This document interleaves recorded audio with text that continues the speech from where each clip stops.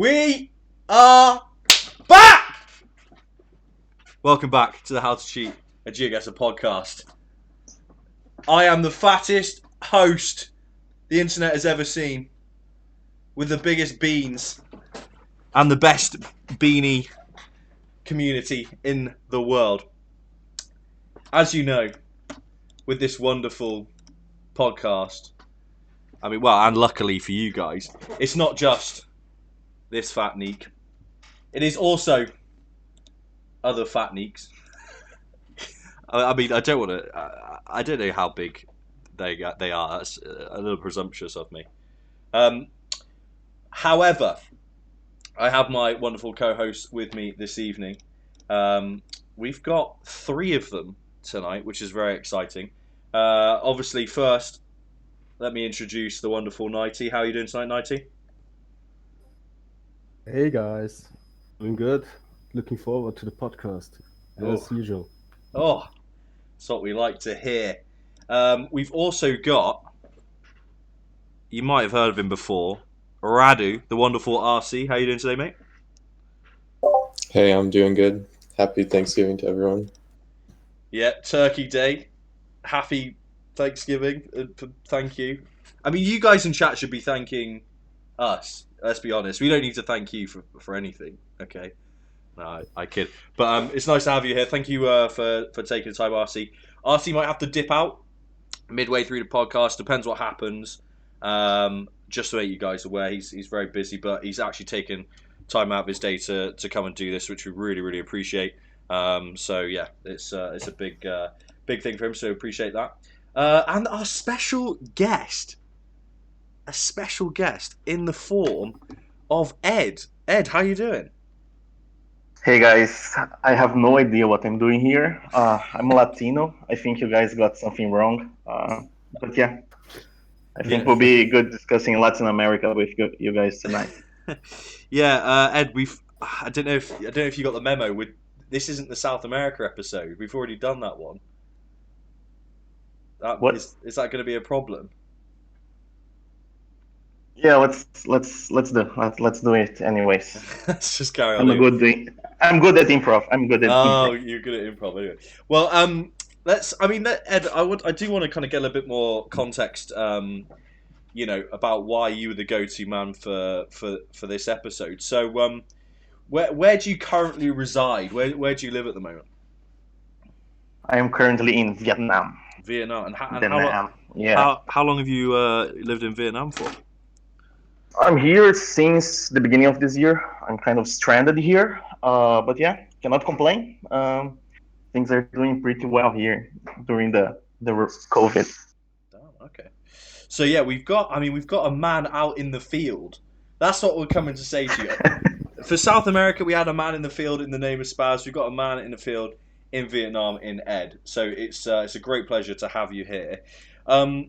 I do want to say before we go any further, guys, honestly, this evening, you're going to get hit with some information. I tell you, the boys have been extremely hard at work to put together tons and tons of information. As Nighty put it, we're only scratching the surface, which is quite daunting and scary. But we're here to do the introduction, to go over some of the stuff here tonight. And I'm hoping it's going to be very, very informative. So, I mean, as always, before we kind of get kicked off with the different countries and the rest of it, let's just have a quick chat about Southeast Asia. So, I mean, first and foremost, I just want to have a quick chat and just to make everyone aware that what countries we are covering this evening, because I think it's important the guys understand exactly where we'll be touching on. Some people might think that some countries are included when they won't be tonight. So, yeah, whereabouts are we looking at tonight, guys? We're looking at the whole southeast of Asia. All the countries that are covered, that are Vietnam, Laos, Thailand, Malaysia, Indonesia, and the Philippines. There you go. So, if you were thinking you're going to see Japan, of course, Consone and Cambodia. I Cambodia. Yeah, we're not just shunning Poor Cambodia. but yeah, we're not. If you thought you were going to see Japan or South Korea or anything like that, not on this stream. Obviously, it will be covered in future episodes. But that's what Also, we're covering Singapore and Singi exactly. So that that's to kind of just give you a guide of where we're actually looking at. So, I mean, Southeast Asia. In terms of Geoguessr, I mean, I mean, Asia in general for me, but I think particularly Southeast Asia was the continent that made me think about doing some sort of podcast or some sort of educational guide for Geoguessr, because cannot for the life of me distinguish some places between others, and it throws me completely every time I'm in there. So for me, it's very much a struggle area. I mean, what do you guys? How do you guys find it? Do you think it's as difficult as maybe some of us lesser players find it, or what's the general consensus? Well, I think it's not as hard as South America, for example. There's clearly some dubies here. There's, for example, Indonesia and Malaysia. If you're thrown in a rural area, you are going to have some issues. Even the pros fail sometimes. But overall, the region is pretty well covered. Yet there's countries like Laos and Vietnam which only have urban areas covered, and the same goes for Singapore, which is just an urban area. So yeah, you can get some lucky rounds and some very tough rounds in Southeast Asia. Yeah, to add on to what Ed said, I think that it's definitely different from South America in that like there's a lot of different languages and cultures, so you can definitely tell it apart easier in that way. However, I would say that landscape-wise, they're definitely a lot more similar. So if you don't have any clues in your rounds, it can be quite difficult even for pros like us to try and identify which country it is. Not only that, but especially Indonesia and Thailand, they're pretty well covered and huge, so that many areas look the same. And you can easily lose 1,000-3,000 points, even if you get the country right. Yeah, that's actually a really good point as well, because it's not just a case of getting the country right and with the lack of coverage potentially getting a really good score. There is decent amount of coverage. It isn't always easy to pinpoint the location. So yeah, I think even for people in the chat who feel confident in guessing the country, there's going to be information and locations we're sharing tonight that are really going to help you pinpoint and get a better score, because ultimately it can be those couple of 100 points you pick up in, say, a challenge that edge you the entire game, which is what it's all about. So I think it's time we move over to our slideshow. But before we do that, is the audio okay for everyone in the chat? Is everyone loud enough now that you've heard everyone? I think I haven't seen any complaints, so it should be good. Pretty good, says Sim. Thumbs up from Connor. Okay, like to hear that. All right. I'm just going to share my screen with the boys. Ed on cue there. Let's do share screen 1. Right, there you go. Boys, let me know when you can see my screen.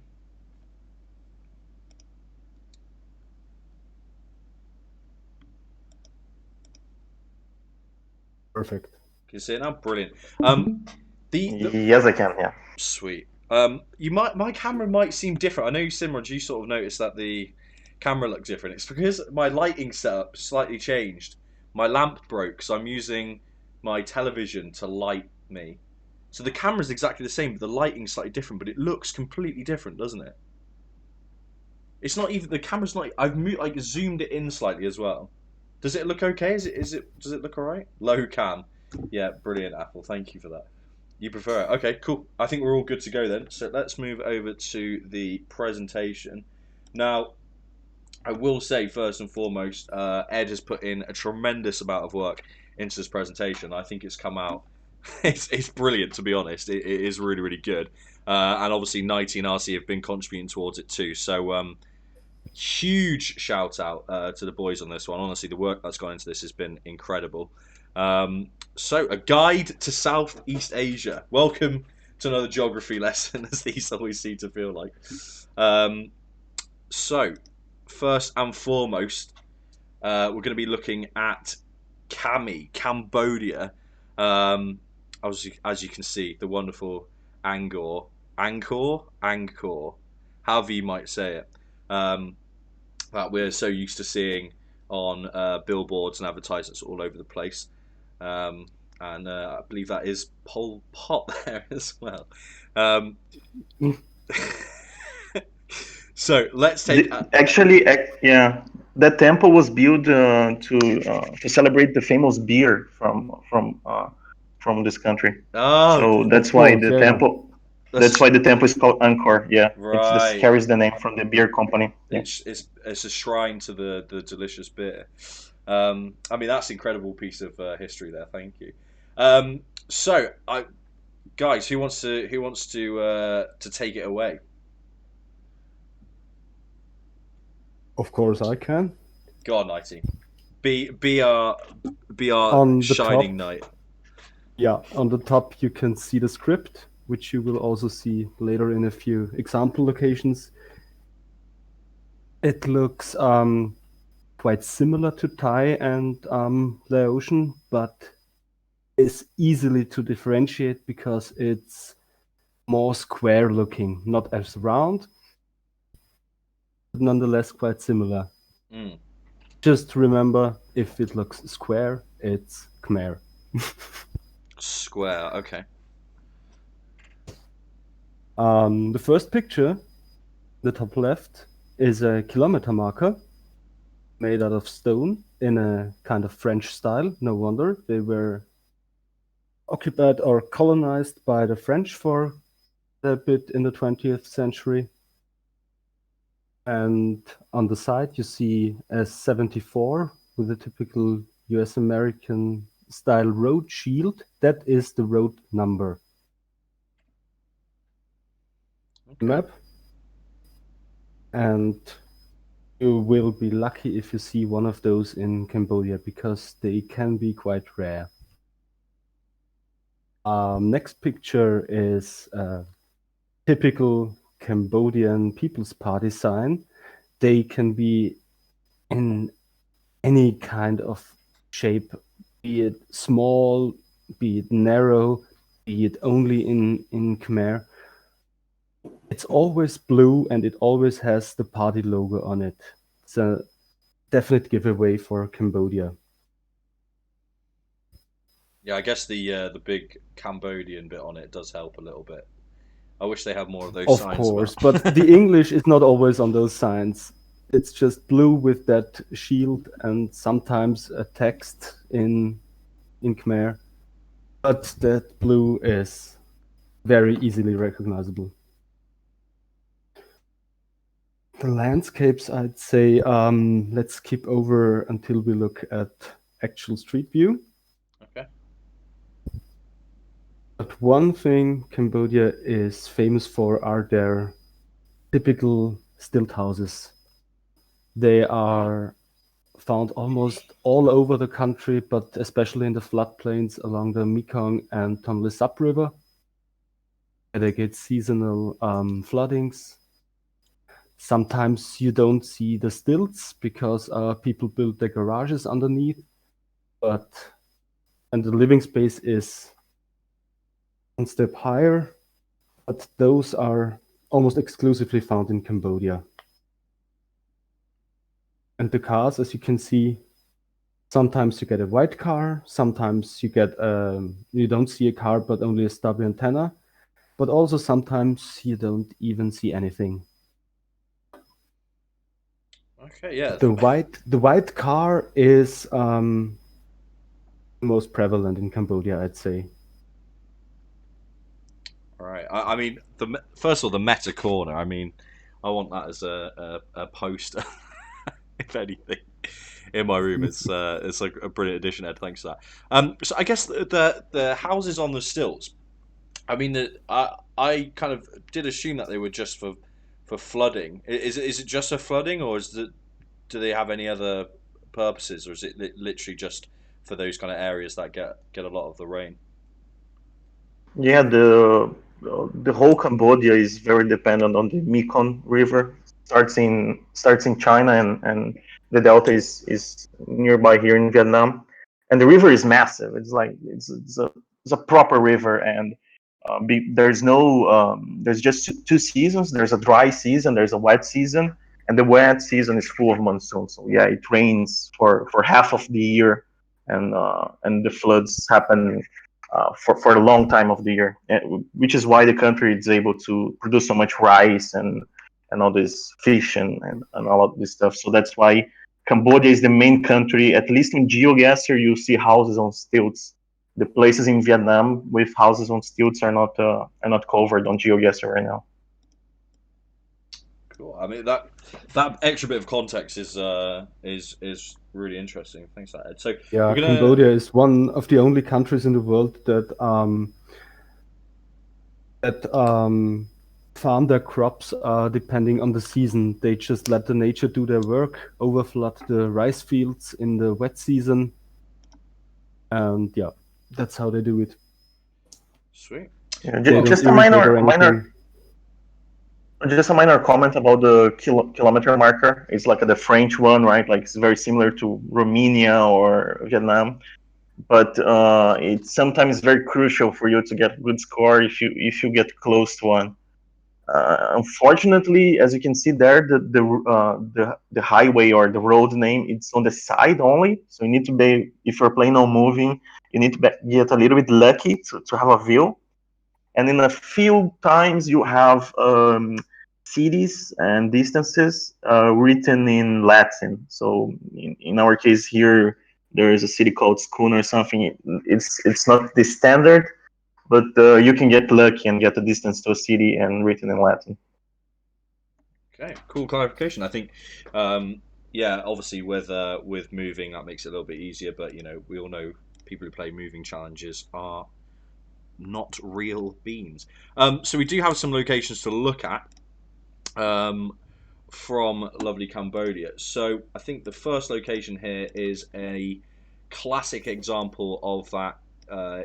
Is it pronounced Kaima? Kima? I think it's pronounced Khmer.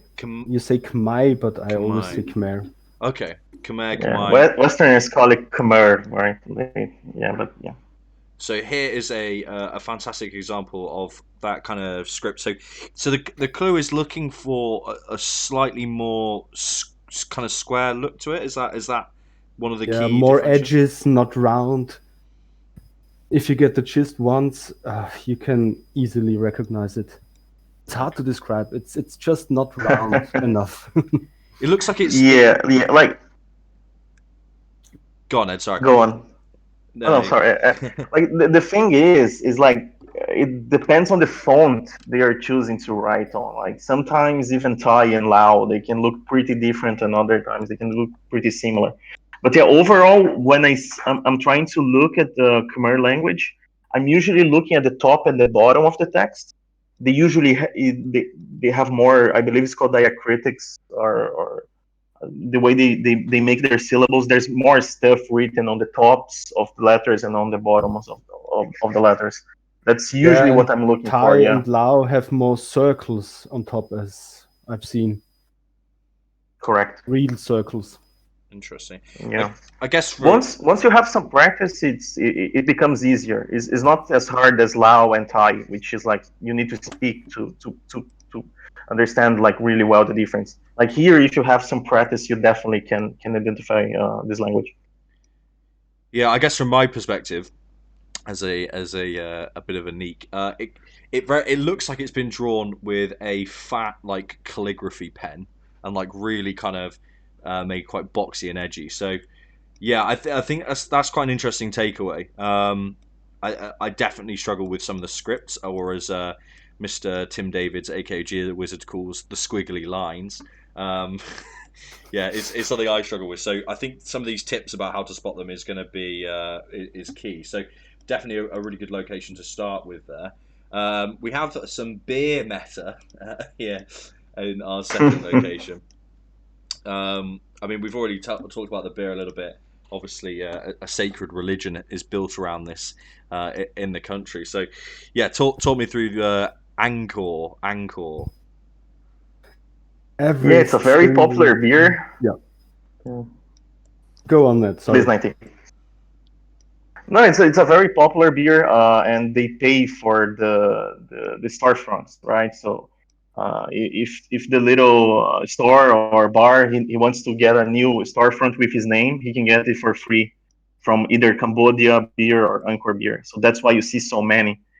And yeah, they're everywhere. Oh, you can see even a Cambodia ad. So those are the two main beers, and they are even in the middle of rural locations. Yeah, the smallest village in Cambodia, you can see Angkor Cambodia beer.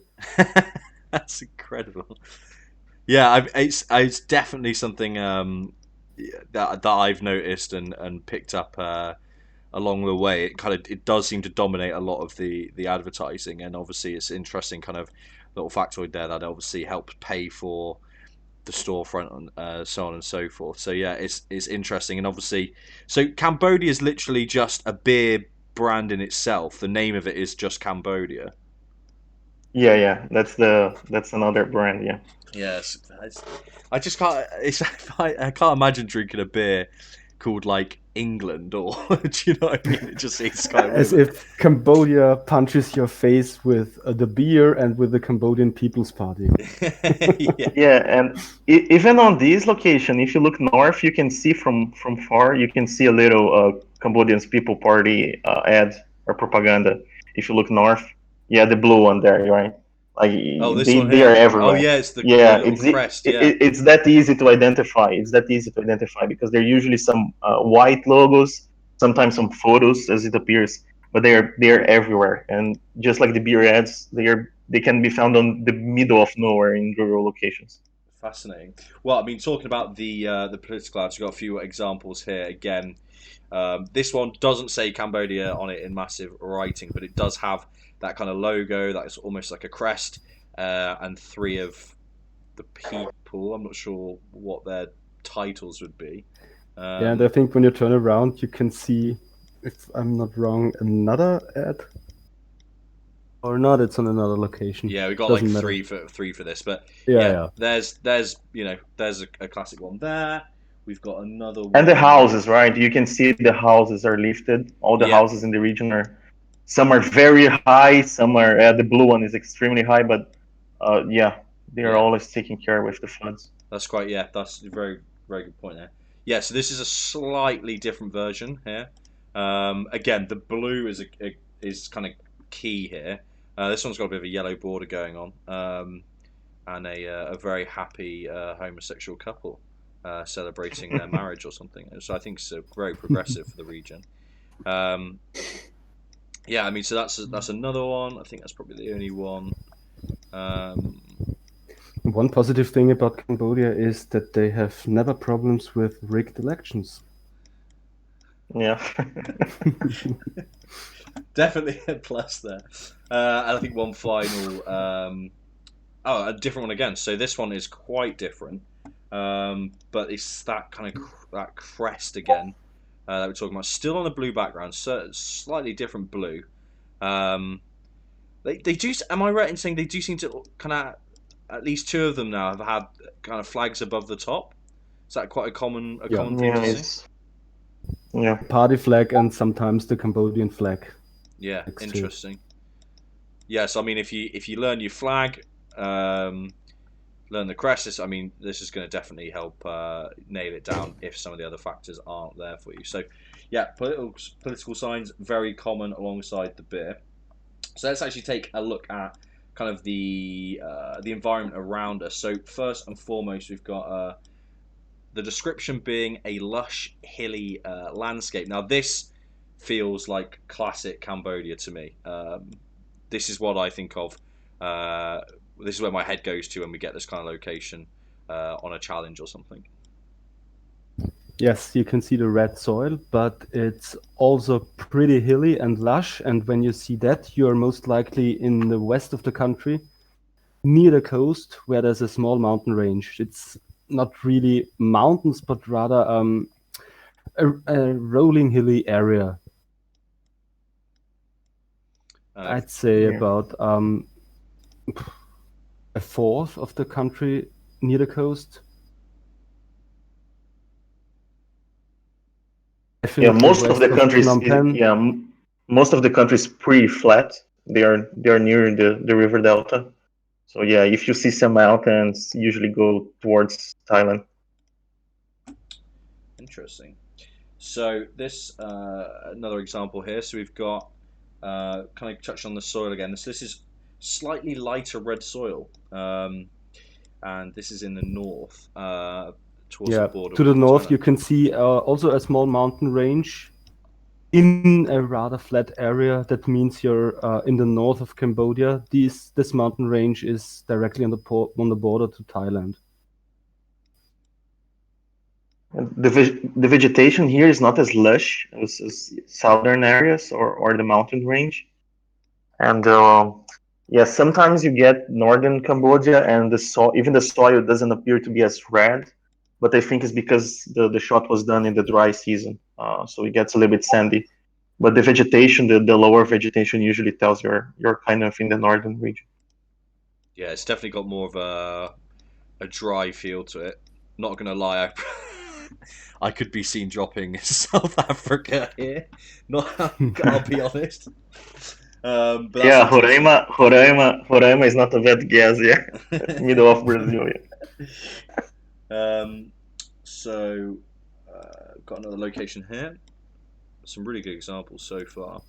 So this looks quite a bit different to the last two locations we've looked at. So what's going on here? Flat fields. That's the south of Cambodia, south of Phnom Penh. You see absolutely no elevation. Everything's flat. And we have prepared two locations, one in the dry season and one in the wet season. But you can also see slight floodplains from the Mekong River on the side of the road, and probable rice fields behind where rice will grow in the wet season. Yeah, very flat. Also not as red, in my opinion, as the west and the north. Yeah, it's Hint definitely of Yeah, orange. a bit more of a sandy feel, right? yeah, it's very interesting. On both sides of the Mekong River, you can notice like it gets a little bit sandier, lighter color. I don't know the reason, but yeah, it's not as red as the rest of the country. Now I'm seeing some bollards here. Are these atypical? Are these common? Is this something to keep an eye out for? Yeah, I've seen those before. I think they're usually a little more square. These ones are kind of tall, Mm. but they do have like the red cube part on the top with the white. Yeah, it looks a bit like a match. Exactly, fat and match. those bollards are always on the side of main roads. Yeah, this is very much a big old proper road. Cool, and then we've got another location for this. Actually, I'll just show where we are on the old map here. NR1, as you can see here, far more southern, as we were saying. And the next location, I think this is an example from the wet season, as evidenced by that stuff you call water. To Cambodia's People Party sign, which does help out with taking this location. But so this is sort of similar area, but this is during the wet season, right? Exactly. I think that's Another political party sign. the political side, yeah.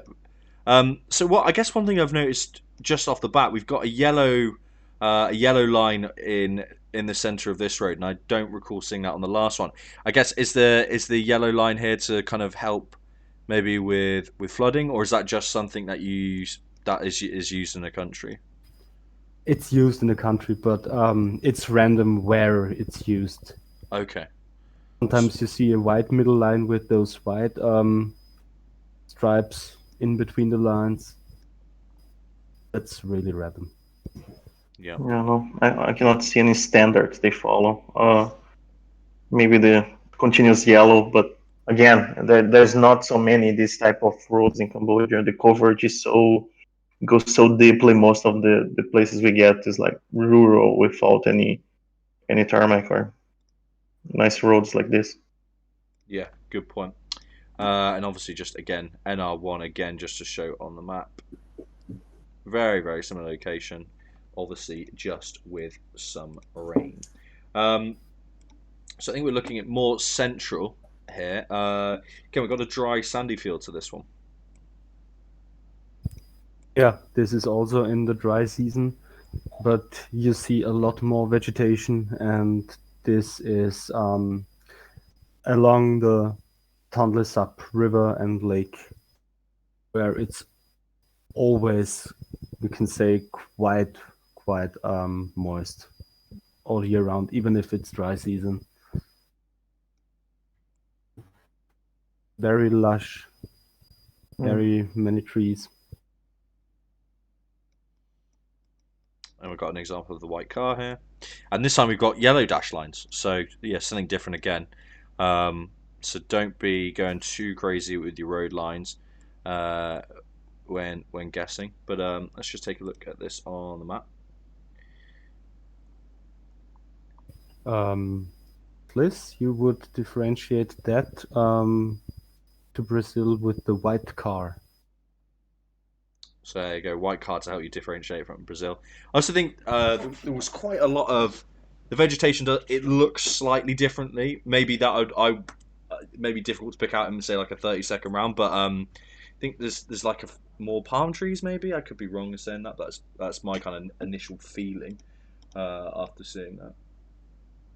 Yeah, I would agree. There's like different species of palm trees there, and I don't know how to explain them. They just look different than Brazilian palms. Yeah. There's always going to be some subtle differences, and obviously, you know, for making a neat basic guess, you might not be able to pick up on that. But if you can start to notice those little differences, then that could be what saves you a hell of a lot of points if you guess in Brazil and it's Cambodia. So this is an example of a road sign. Now, is this quite a common type of road sign to see? That is very uncommon. You see that almost always on junctions of major roads. So the numbers in shields, and even then, it's just rare. There's very few signs in this country. That's why you kind of need to rely on those kilometer markers, because finding one of those maybe will take you some very good minutes in a moving challenge to reach a sign as good as this one. Yeah, I was gonna say I don't think I've ever seen this sign before. I probably have, but not kind of taken any notice to it. But yeah, it is quite interesting. It seems to be like a general lack of signs. But you know, as we can see, plenty of beer advertisements, so to make up for it. So yeah, if you do get one of these, you got and these are the same shields you see on the side of the those kind of French style signs we were talking about on the slides. Exactly. The shields are the same on the signs and on those kilometer markers. Fascinating. Right, well, there you go. It kind of links up. So I think I know we've seen a few houses so far, but I mean, just to really hit this home, we've got another example of a typical kind of stilt house here. This one seems, I don't know if it's just the camera, but this seems really high. I don't know if there's a competition. Sometimes there's a competition going on with the neighbors, I think, because The there's whole some neighborhood has built houses. Yeah. There's sometimes as you can see, this house on the other side is not as tall. Yeah, it's interesting. Well, Some of them are really tall. I think they're just trying to level up this one over here. They're getting insecure. I've got the biggest erected house. Sorry, it seems to be a bit of a house swinging contest. But yeah, I think so. So this is a kind of typical area. At some point, this area could be quite flooded, and obviously it's going to stop the houses from being washed away. I guess that's the Yeah. There's one thing that the chat is discussing comparing to South America. Like Cambodia appears to be like most of the land is being used as farms, as rice paddies. So even when you see trees, they are usually like either like close to the road or between some roads. Like overall, the country is not that lush. So it's quite rare for you to have like a similar landscape in Brazil, like to be like so open. Maybe like some parts of Mato Grosso, but it's like the whole country is basically rice fields. There's Yeah. you can see trees everywhere, but they're not forests. They're not jungles as it used to be Or as probably. Christopher asked, the flat Bolivian part. Bolivia doesn't have rice fields, and the flat part in Bolivia is not that much covered.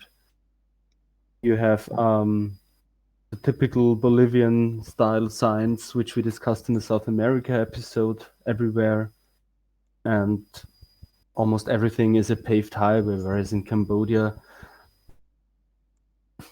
it's rural, it's in a small village with stilt houses.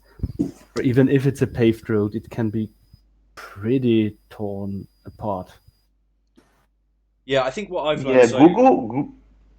I was just going to say, I think what I've learned so far from the podcast and from listening to you guys talk is, it seems to be when we kind of come up with these locations where it might feel, in general, a little bit like other places in the world.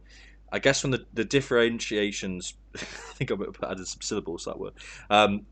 Spotting the differences, I think it often comes down to what isn't there as much as what is there. So knowing, as Nighty was saying there, the type of coverage, the fact that typically the types of roads you see, you're not always going to have these details in every location.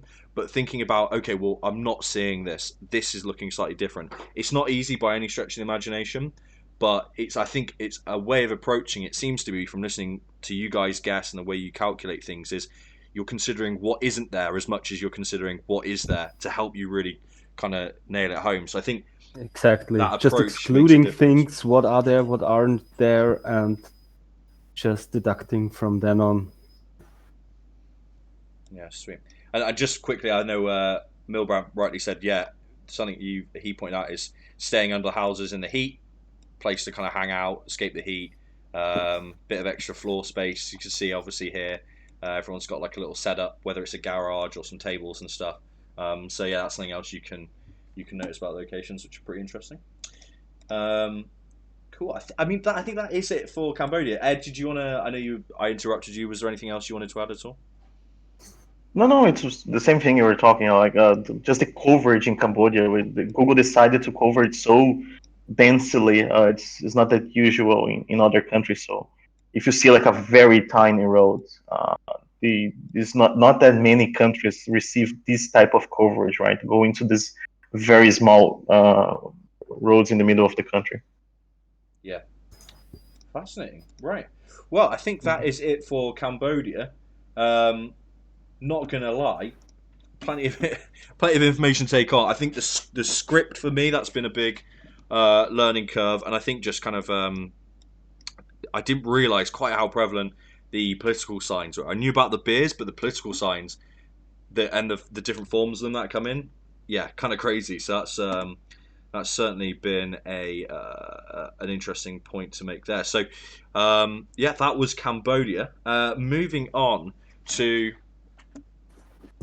Laos. Is it? Do you say Laos or Laos? I'm so bad at pronouncing. I personally always say Laos. Laos. I say Lao, kind of Okay. without an S, but I always pronounce yeah. the S, but I've seen many people not pronouncing the S. I think it doesn't matter. Okay, so I mean, just having a look at some of the the pictures here, I can see some monks. I can see sort of a festival going on. That bottom left-hand picture is now. I might be getting this completely wrong. That kind of has like a more of a Western feel to it. What is? Would I be right in saying that, or is that just style of architecture that's found Yeah, there? during the French Indochina times, like some villages in Laos. Unfortunately, not all of them are covered. Yeah, they were pretty French, like rich French people doing. Um, I don't know what they were doing, but having farms and making money. Yeah, so some cities in Laos, you can get some very nice French houses, even Oh, I even more mean, than even more than Vietnam sometimes.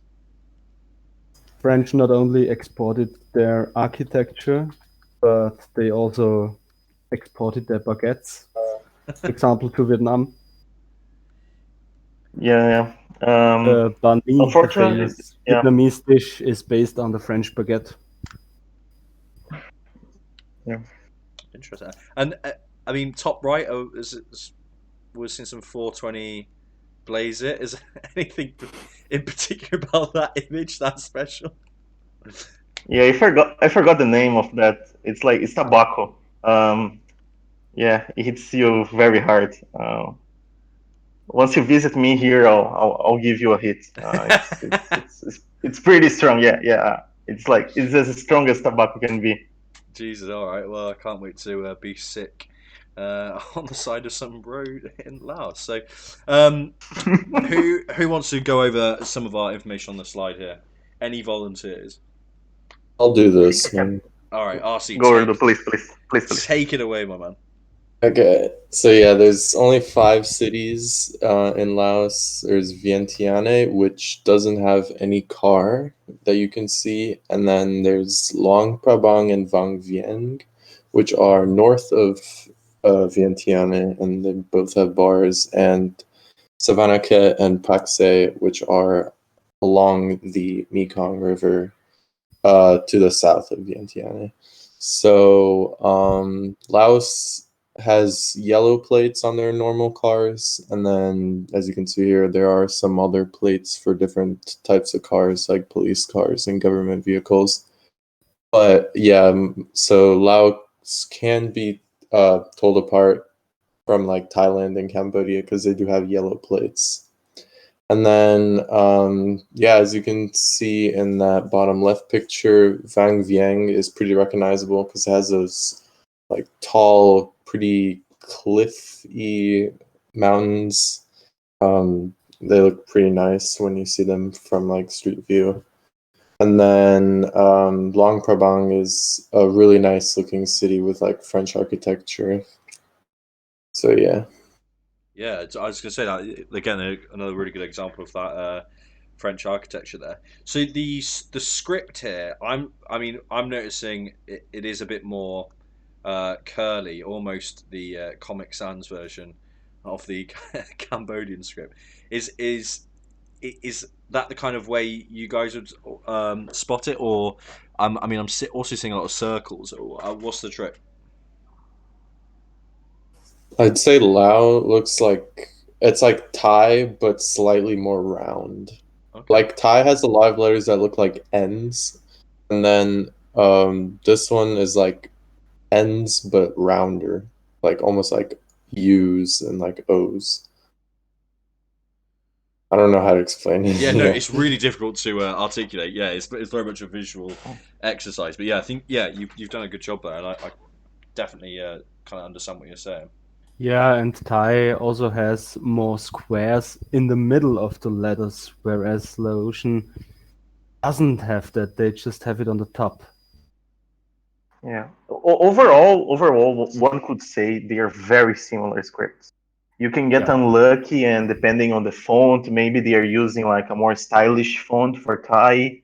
Then you get like a rounded letters, and sometimes they're using a squared one for Lao language. So yeah, gladly, it's very rare the instance when you need a language to distinguish between both. Mainly because one is driving on the right and one is driving on the left, and the license plates are different. Yeah. And we don't have that many rural areas in Lao. Lao, it's only cities being covered. So usually you are around some cars, so you can see the driving side and the license plate. Um, for our luck. We don't need to rely that much on language. Fascinating. Now, I see in the meta corner, everyone's favourite, I see some bars on a car. What sort of the car coverage? I know there's been some questions in the chat. Is there anything super specific about that?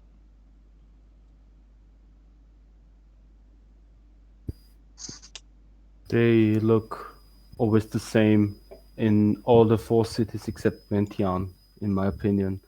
Every city has bars. It's just the landscape and layout of the cities, how you can distinguish those 4 with bars. Okay. Yeah. It's a great pickup truck. You can see some wires, some blue wires, which are kind of unique to this country. I don't know, compare it to Africa or something, but Vientiane, it's the only city in the country without any car visible. Okay. Well, I think what a great place to start then, Vientiane. We've got a location example here. So let's bring that on. So plenty of stuff to talk about here. I mean, first and foremost, I'm seeing license plates. As you said, we've got some examples of that script. It is a little bit more kind of curved and rounded, for sure. So this is an example of no visible car in this area, right? Are in Vientiane. And what you can also see here, what's typical for Laos is the red and white, how do you say it in English, on the sides? Sidewalk barrier. Yeah, they call it. That's they got some Also yellow. the Laotian flag hanging around, doing nothing. So this is, I guess, pretty typical example of a street here. Yeah, I can say this is quite unique looking. You know, I think the driving on the right and the license plates are a big giveaway there. I don't, I never guess in Laos. I just don't ever. Also the whole country has just a red soil feeling, even if it's paved. Everywhere see red. Yeah, it's a little bit dusty. Yeah. Yeah, you're not wrong actually. When you start when you look at it, it does kind of have that sheen to it. Yeah, that's great. Let me load up the next location.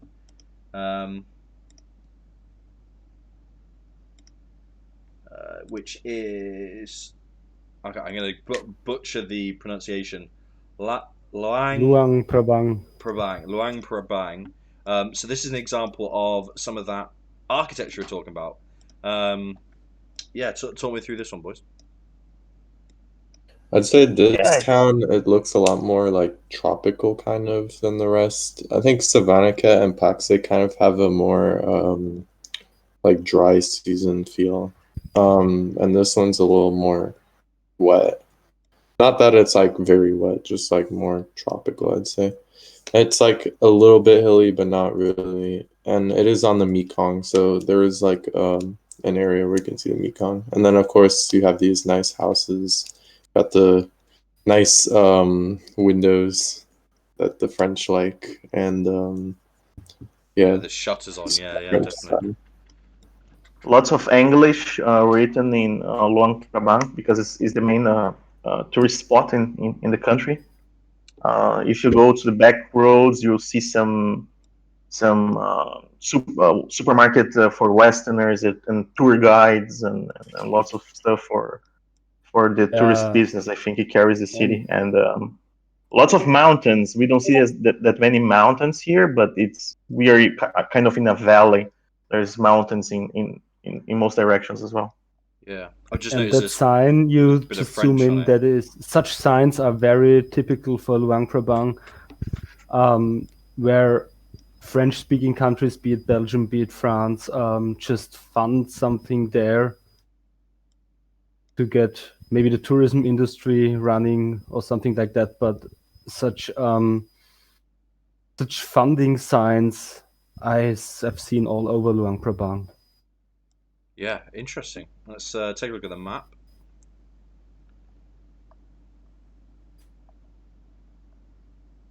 And yeah, again, obviously this is the Mekong that RC was referencing. Yeah, it is. It does. I do find it interesting when you've got those kind of mixed of architectures and kind of clash of cultures and stuff. It does make you, if you don't have a good understanding of history and you're a bit culturally unaware like I am, it does throw you off a little bit where you're like, wait, where? Why is a French house here? This feels really weird. So You guys really need, interesting. you guys need I've to watch. also in Luang Prabang seen just a house hanging out the French flag, for example. Yeah. For those who watch the Apocalypse Now, I don't know, but yeah, they're trying to portray those middle of Indochina, French Indochina villages, right? And there's like French people living, and they build their houses like French. Yeah. So unfortunately, we only have a Luang Prabang covered like this, but there's many smaller places in Laos and Vietnam where the town are little French villages. Huh. Yeah, fascinating. We're going to look at Vang Vienne. Vang Vienne? That's I just dragged over the entire document instead of the location. Right, here's the location. Very limited coverage, I have to say, in that city. Okay. But in every part of the coverage, you can spot the mountains there. Yeah, they're very really distinct. unique, let's say. Interesting. And because we have like such a limited coverage, it's basically like the little town center. It's very like kind of Western, tailored for Westerners. So you Yeah. see like lots of English, lots of tourism guides and stuff, like little marts. People and the restaurants are kind of in English as well, because we only have kind of this little western part of the town. So as you can see here, even the menu is in English, right? It's Yeah, just yeah, this plenty very of limited, English. yeah. Yeah, that's it has that kind of yeah, you're completely right. It does feel somewhat touristy, and obviously again you keep seeing little things like this. Like the last location there was a tour bus. Here again we've got some sort of tour bus here as well. This building is fascinating. With that it just looks so ominous. I don't know what it is about it. That's quite interesting. Looks like it's just in the process of building. Yeah. Jeez. Okay. Interesting. Yeah. Now you can say Luang Prabang and Vang Vienne are the covered tourist capitals of Laos. And yeah, and like just as we had like the Cambodia beer here, if you move up a little bit, you can see the beer Lao. So yeah, they have their national beer, which also carries the name of the country. And even though it's not as common as Sea Anchor, it's yeah, they are kind of everywhere. Those beer Lao ads. Not that oh, you can see both right on each side of the street. You can see a different beer Lao, and oh, this we have this in the UK. This Savannah, like this is like a cider, I think. I've definitely had that in the UK before. That's interesting.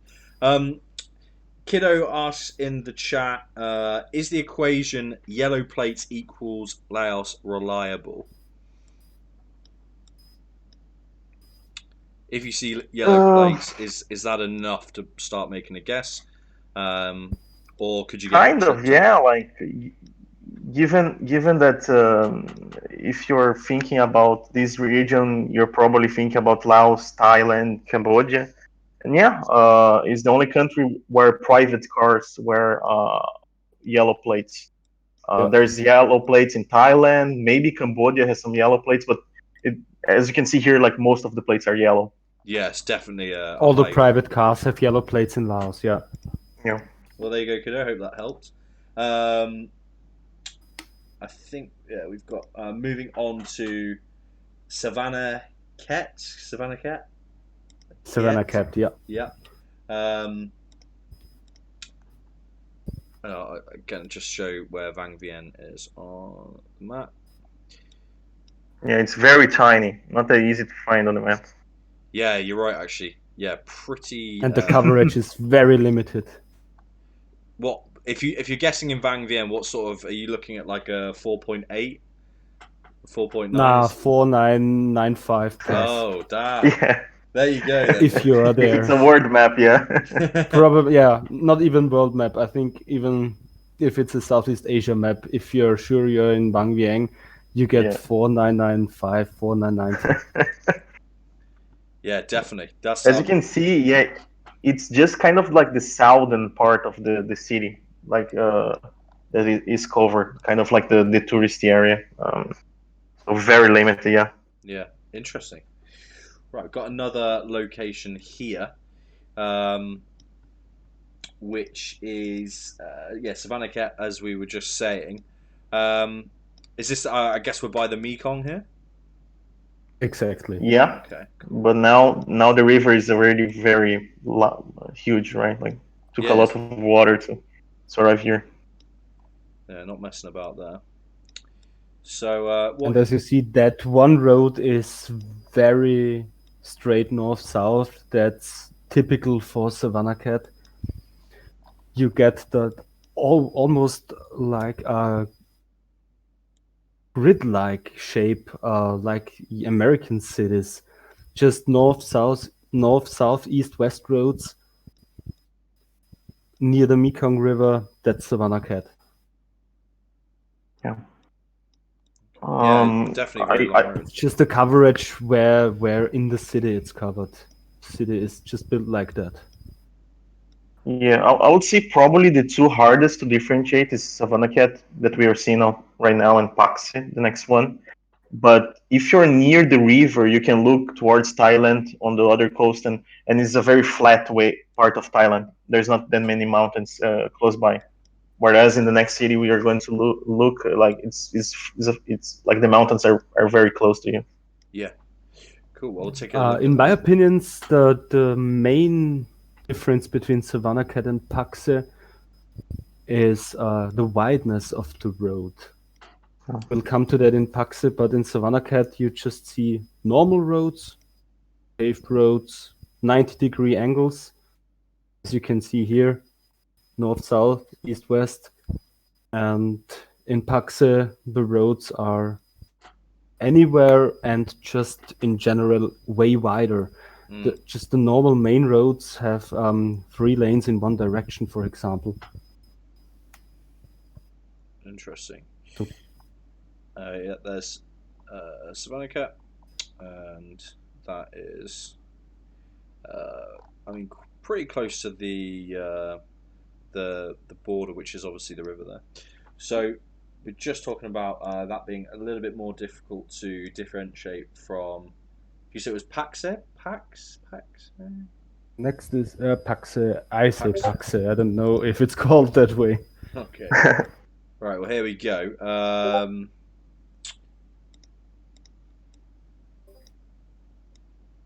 Yeah. I mean, we've got an example of that. The kind of the red and white curb straight away. Definitely spotting the yellow plates again. So it's got a lot of the same and feels. For whatever reason, as you can we can see way wider roads. In this case, 4 lanes in one direction. Why? That has only Paxe. No. Also, the vegetation is just a bit dry season, shrubby, almost dirty. I don't know how to explain it. It's just a general again Paxe feel. the red soil thing coming into fruition. It's just it's kind of got that dusty red soil feel to it, which is quite interesting. And if you look on the other side next to the road, just shrubs and brown grass. It's hard to explain. Yeah, it's an interesting location for sure. Again, we've got another example of the script here. I think this font, it makes it a little bit more difficult. as you were explaining earlier, the fonts do kind of do change and Yeah. whatnot, so it can be difficult. But typical Laotian, you don't see circles inside the letters, small circles.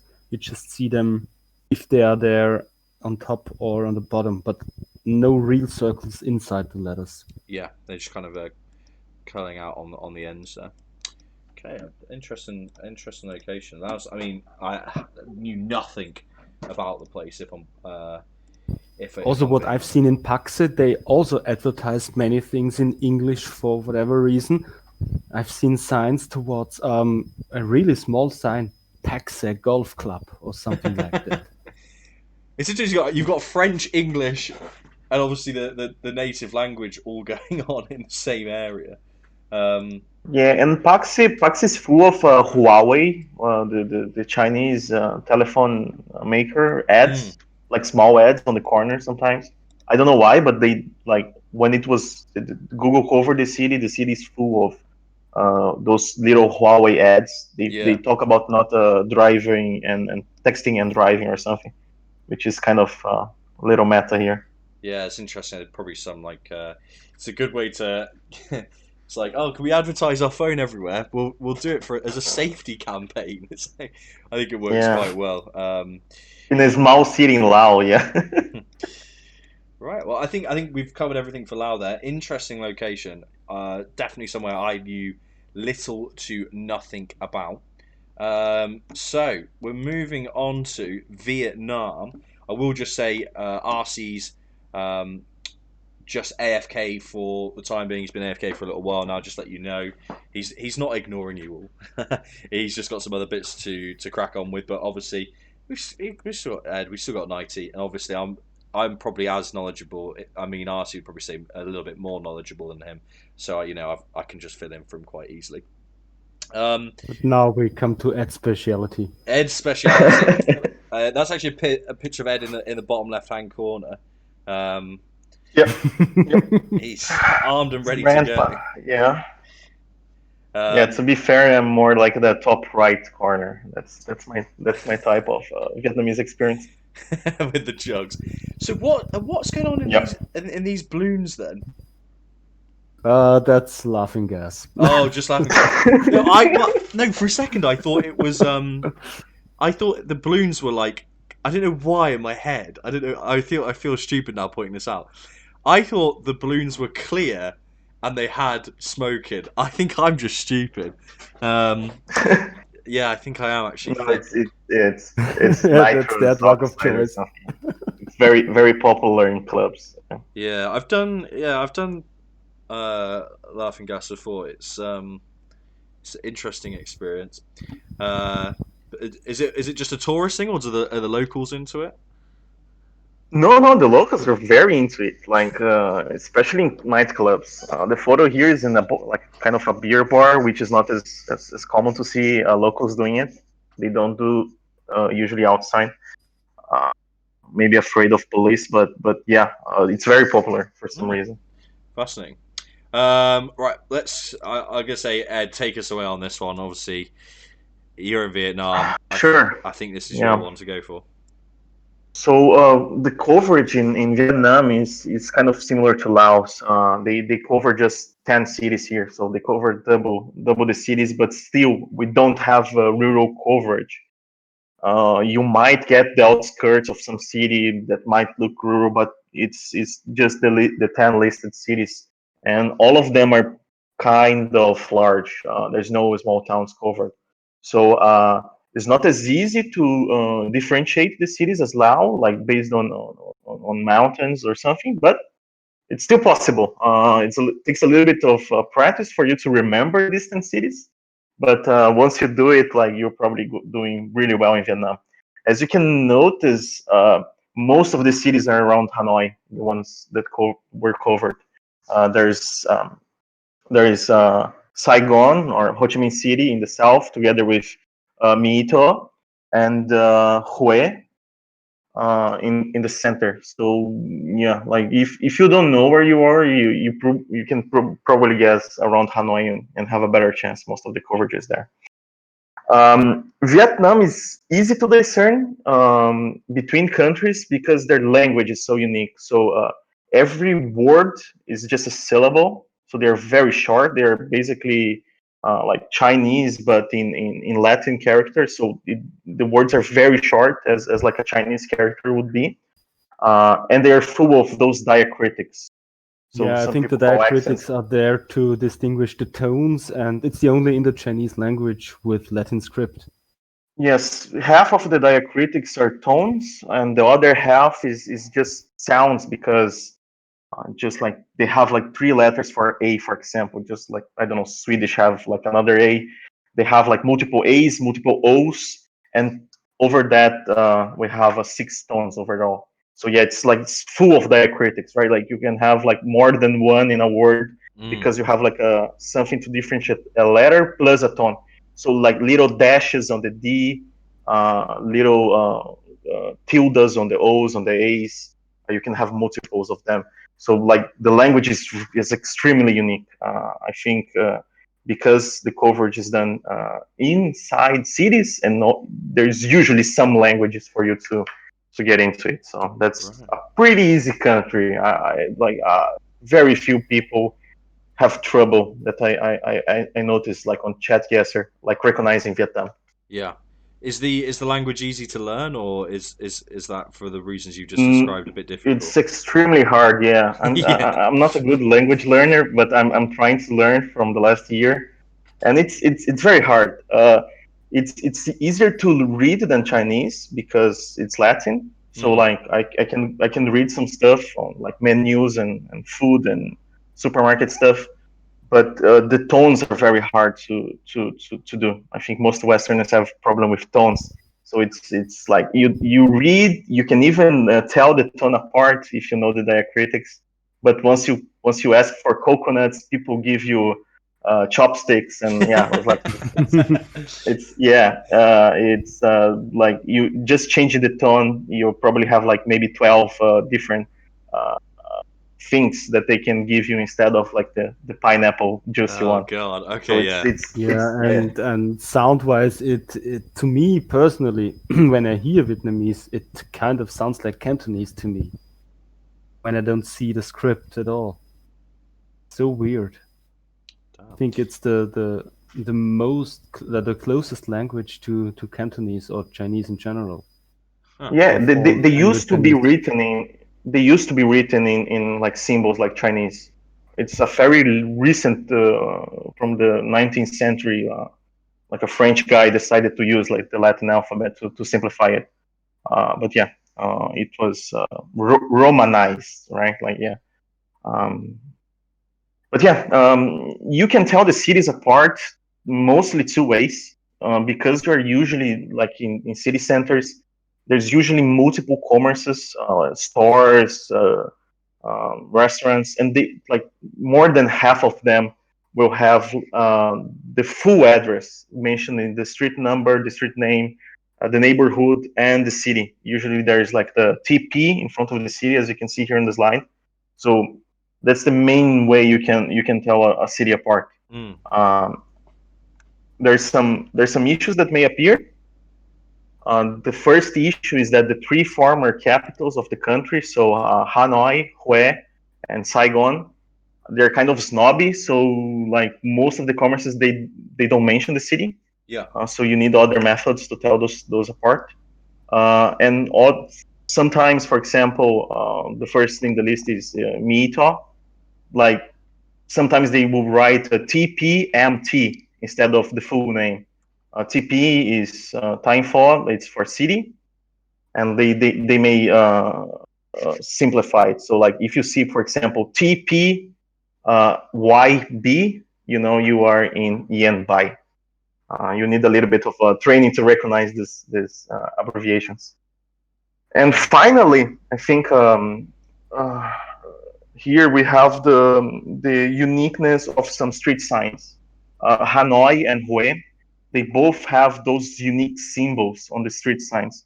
And they're the same cities that sometimes they don't mention the city name on the street signs, on the billboards. So as you can see, Hanoi has a little like a little white symbol with a little castle or something, and Hue has like kind of like the imperial citadel in yellow. Yeah, So yeah. if you don't see a city name, go for the street signs, and if you don't see anything, it's probably Saigon. So that's how I usually do. Um, Interesting. I'd be honest. I thought on the Hanoi sign it was a little frog in a circle. That's I don't know why yeah, I thought that. And that's something obviously I've noticed going back to one of the to Cambodia, I believe it was in terms of the that road sign. We're sort of saying that kind of that shaped kind of curved, almost like a gravestone type sign with a kilometer marker on yeah, there. It's like the French yeah, style. I added those just to represent here, but because usually we don't leave cities in the current coverage, Mm, they're not as easy to find in Geoguessr. Like if you are maybe in Hanoi or Saigon and you are like in a main avenue, and the avenue coincides to be like the start of a highway, you may see one of those. But they are not as easy to find in Geoguessr as they are in real life because it's so just urban coverage. yeah, that makes a lot of sense. I think my biggest issue in Vietnam is getting the cities mixed up. I always seem to get them back to Yeah. front. Always guessing the wrong one, and that you just drop so many points when you do that. So I mean that is seems to be the key with all the urban coverage as you were talking about. We've Yeah, got oh just sorry. some question from the chat. Yeah, Saigon is Ho Chi Minh City. Yeah, um, it's still called Saigon in real life because kind of like Ho Chi Minh City is not just what Saigon was. Some people think the city name was changed to Ho Chi Minh, and it's not very true. Like kind of like a merge of multiple cities. But yeah, I was using Saigon, but yeah, on addresses you see mostly Ho Chi Minh. And Interesting. on the meta corner here, it took me a while, but I did a study here on the helmet colors, and some of them are very helpful. Like Yen Bai has a white helmet, which is kind of unique, and Hanoi has like uh, white helmet with red stripes. Some of them are unique. Like there's a very shiny black helmet that's only found in Hanoi.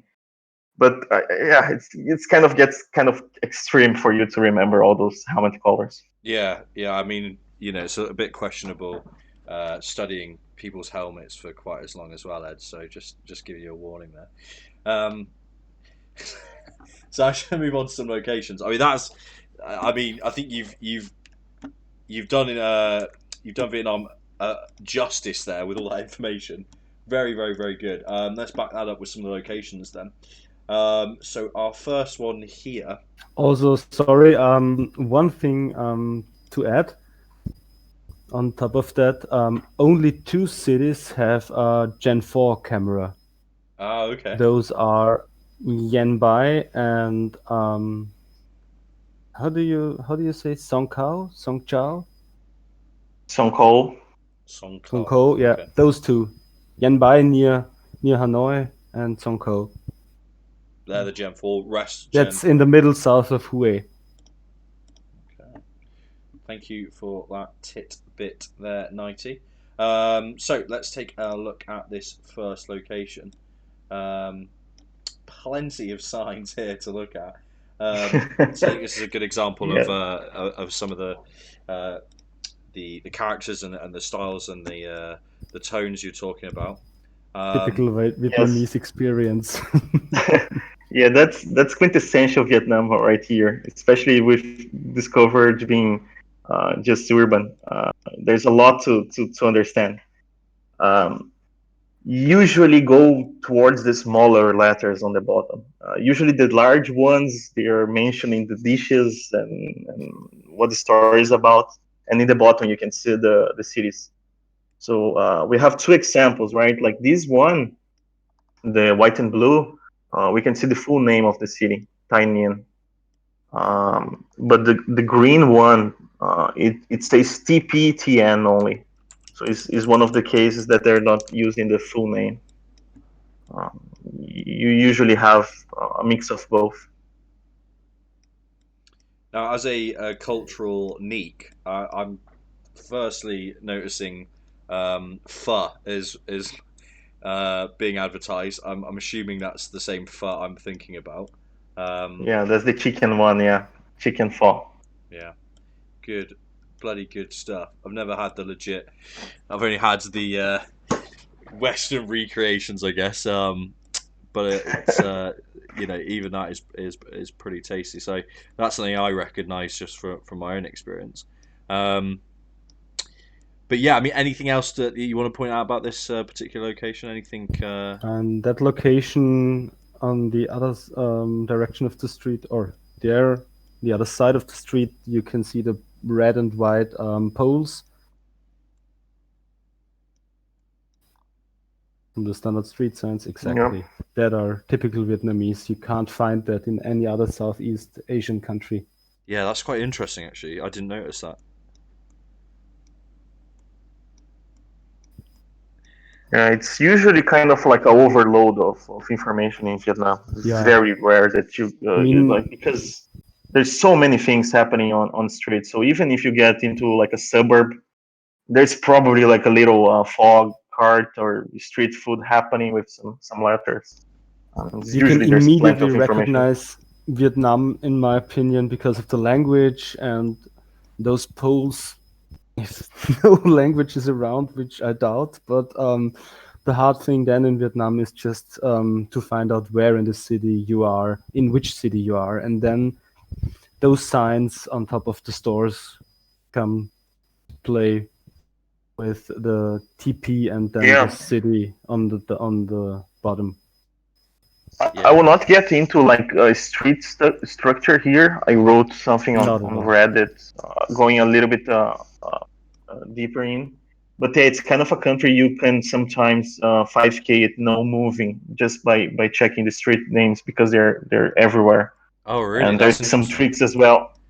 Yeah, and there's some tricks as well with this the numbers, right? So here we are like around 350 something. Yeah, 354.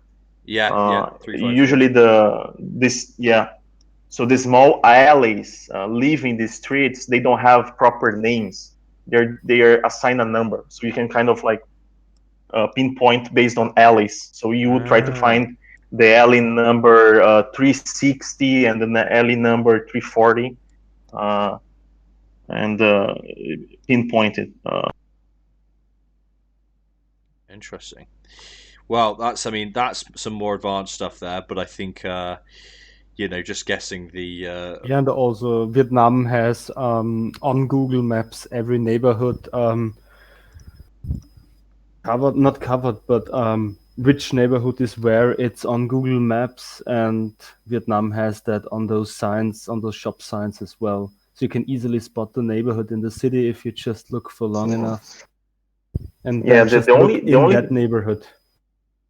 Yeah, the only very hard neighborhood place to pinpoint, I would say, it's Ho Chi Minh, because Google Ho Chi Minh has numbers for the districts and numbers for the wards as well, as we will see in the next location or very soon.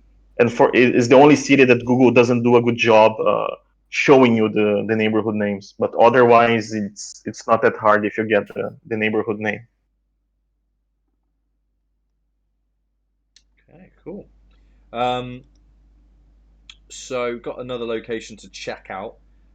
This is regarding unique street signs in Hanoi. So talk me through. Okay, so here we start without moving. We start already with the white with a red stripe helmet, which, if you know the meta, is unique to Hanoi. But let's say you don't want to remember all the helmet colors. You can look at the street signs, and there's the little symbol on the top left corner of the street sign. Oh, is that there's that symbol. Is that the one we're looking at? Ah, yeah, it's the frog. Yeah, a frog meta. Yeah. Yeah, that's actually really useful. Yeah, damn. Yeah, and it's especially useful because it happens in the city that sometimes doesn't mention the name on the storefronts. So there's so many stores here. You can probably find Hanoi or HN written somewhere. Yeah. But sometimes they just don't write it. It happens in the three former capitals. Yeah, the Damn. capital and the two former capitals. Yeah. I really want to go to Funny Pet House. What I think what it's I a love, massage parlor. yeah, it's shop and spa. That is brilliant. Okay, that's really interesting. Yeah, I guess 100%. The those signs are critical. I guess then if you can see them, there are so many shops and all sorts going on. But that's a really interesting point. Yeah, and the same is valid for Hue. In central Vietnam, they also have the unique symbol. It's yellow that time. Yeah, So yeah, you can use both to your favor. brilliant. Okay. Cool. Got some more locations to take a look at. So having a look in Saigon here.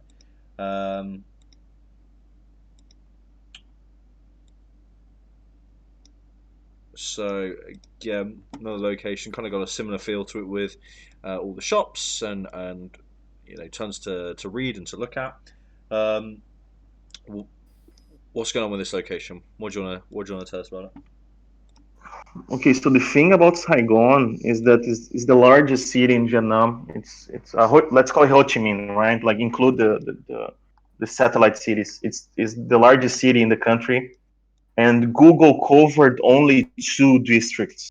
So there's like the old town center, which we are right here. So it's like the colonial capital of Indochina, and there is like the posh place where the foreigners live, and another one. So because the coverage is so limited in the city, you usually have like kind of like wider roads. The sidewalks are cleaner. As you can see, even the storefronts are kind of like a little bit, uh, let's say, posher. It's like Yeah, it feels it's more not as market, doesn't it? chaotic. Yeah, For sure. Yeah, and yeah, it is. Yeah, I there's a mean, Rolex these thing Rolex and the shops. Yeah, embassy and the yeah. So it's all the former embassies of South Vietnam used to be. So there's an opera, there's hotels. So even though they usually sometimes they don't put the full address. Maybe this shop in the corner, the 59 or something, maybe they mention Saigon. You can usually tell because it's upscale. Oh yeah, TPHCM. So this one mentions the city. Um, that's comes up a decent amount. Yeah, you're right. It's a I'm good gonna place to be go. shortly AFK. Not to worry. See you in a bit, 19. Um, yeah, is there anything else you wanted to mention about this location? Ed? not really, not really. This is the average look of Saigon, not in real life, but in Geoguessr, because the Yeah, coverage is limited. Of course, uh, there's plenty of unofficial coverage. This is the airy capital of the world. There's, I yeah, think, four different areas. But if you see Google on the bottom corner, you're probably like in District One.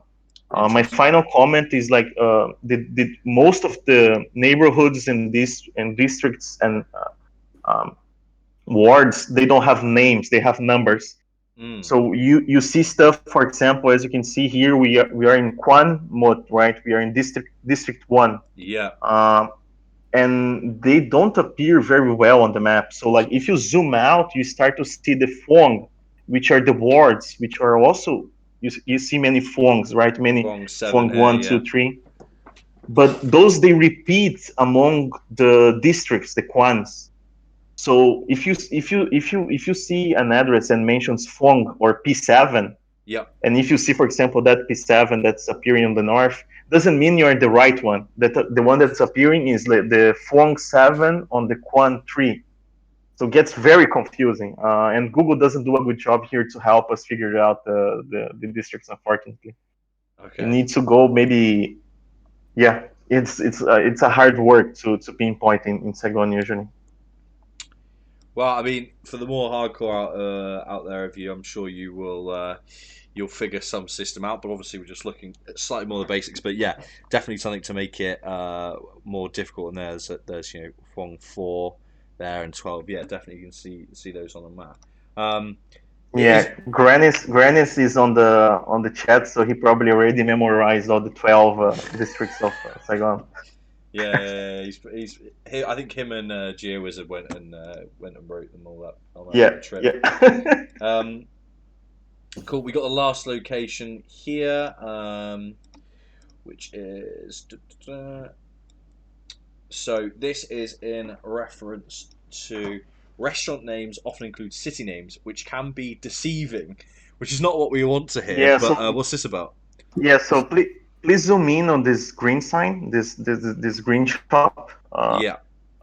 There's a yellow text. So the name of this shop is Oak Saigon, right? Yeah. So they are selling Saigonese type of snails.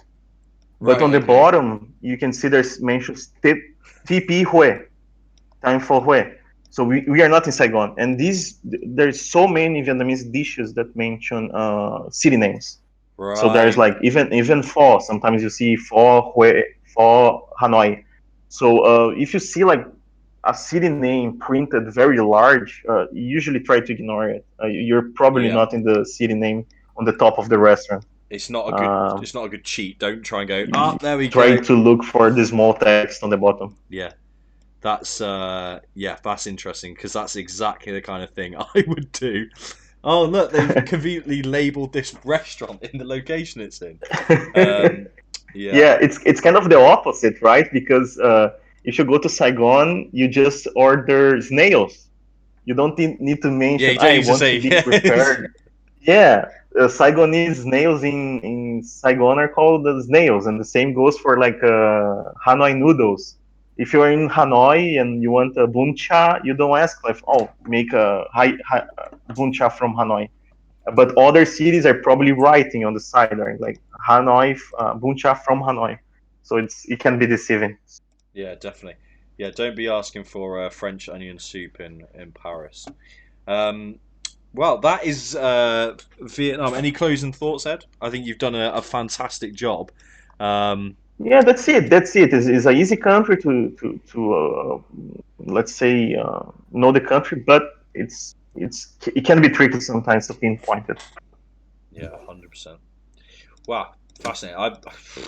My brain is already melting at this stage of how much information is in this one. I told you guys it was a jam-packed one. Honestly, there's so much to go over here, which is the boys have put a lot of effort in, which is amazing.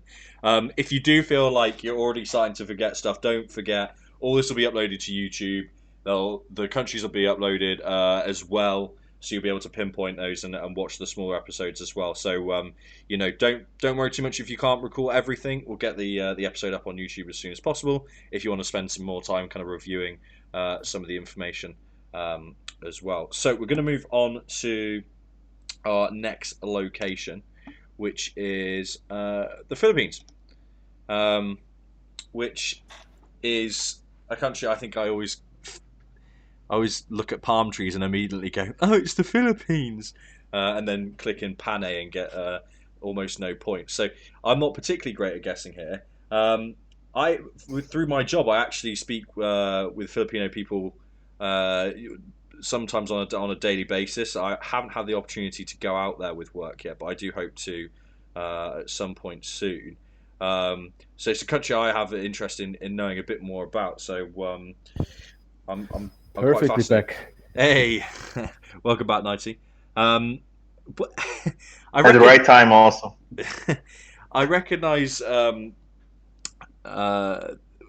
least one thing here. What's going on with the truck? And the fact that it says Israel on it, I'm confused. Do you know anything? Okay, about so it? I chose the image. So I don't know. They have those very colorful buses. Yeah. Called jeepneys, yeah. They're kind of they're kind of South American almost. They're very similar to the ones you find in Cali in Colombia. Yeah. They're Maybe so devout Catholic, all of the Philippines. They love everything with Jesus, and he was born in modern day Israel, so maybe that's the reason why. Could be, yeah. It does say yeah, on or the front spoiler here, gift of God. So yeah, shout out to Jesus for supplying that. Yeah, nice one. yeah. Um, So interesting start. So, who wants to take us through this one? Any volunteers? Every one of us, I'd say. Yeah. give me a break. I I can just go. Yeah, he's, Ed's been saying I Vietnam need some for. water. I need some water. Yeah. I can do this then. All right, RC. Yeah, welcome back, RC, as well. Thank you for gracing us with your presence. Really appreciate you taking the time. Yeah, take us through what we're looking at. So Philippines, it's like very interesting because you do see it's like English, Spanish, and obviously like Tagalog and other Filipino languages. So it's kind of a mix of those. On like signs, you can get words that sound very Asian, and then like Spanish and English as well. And top left picture is a concrete road. Philippines is like Geoguessr, and Geoguessr it's like Philippines concrete road meta. Although I have to say you do see a lot of concrete roads in Thailand as well, so try not to confuse those two. But of course, Philippine drives on the right, so that can sometimes be helpful. And then Philippines is only Gen 3. I don't know why a lot of people make the mistake that they think that Philippines has Gen 4 for some reason, but it doesn't at all. I guess just because all the other ones in the region do, like Thailand, Malaysia, Indonesia. But yeah, Philippines doesn't. It's only Gen 3. And its cars are either the one that's like black with a white edge, like white trimming, or it's a completely white car. So like the one you see there. I don't know if any have antennas. I think they don't at all, but I might You be rather wrong. see the white of the car.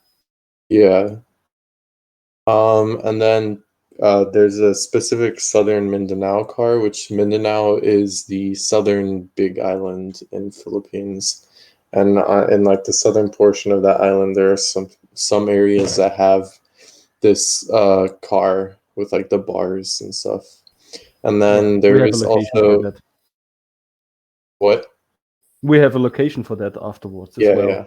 Uh-huh. And in Manila there are some areas that are like so tight that like only motorcycles can get there, so there is some motorcycle coverage in Manila.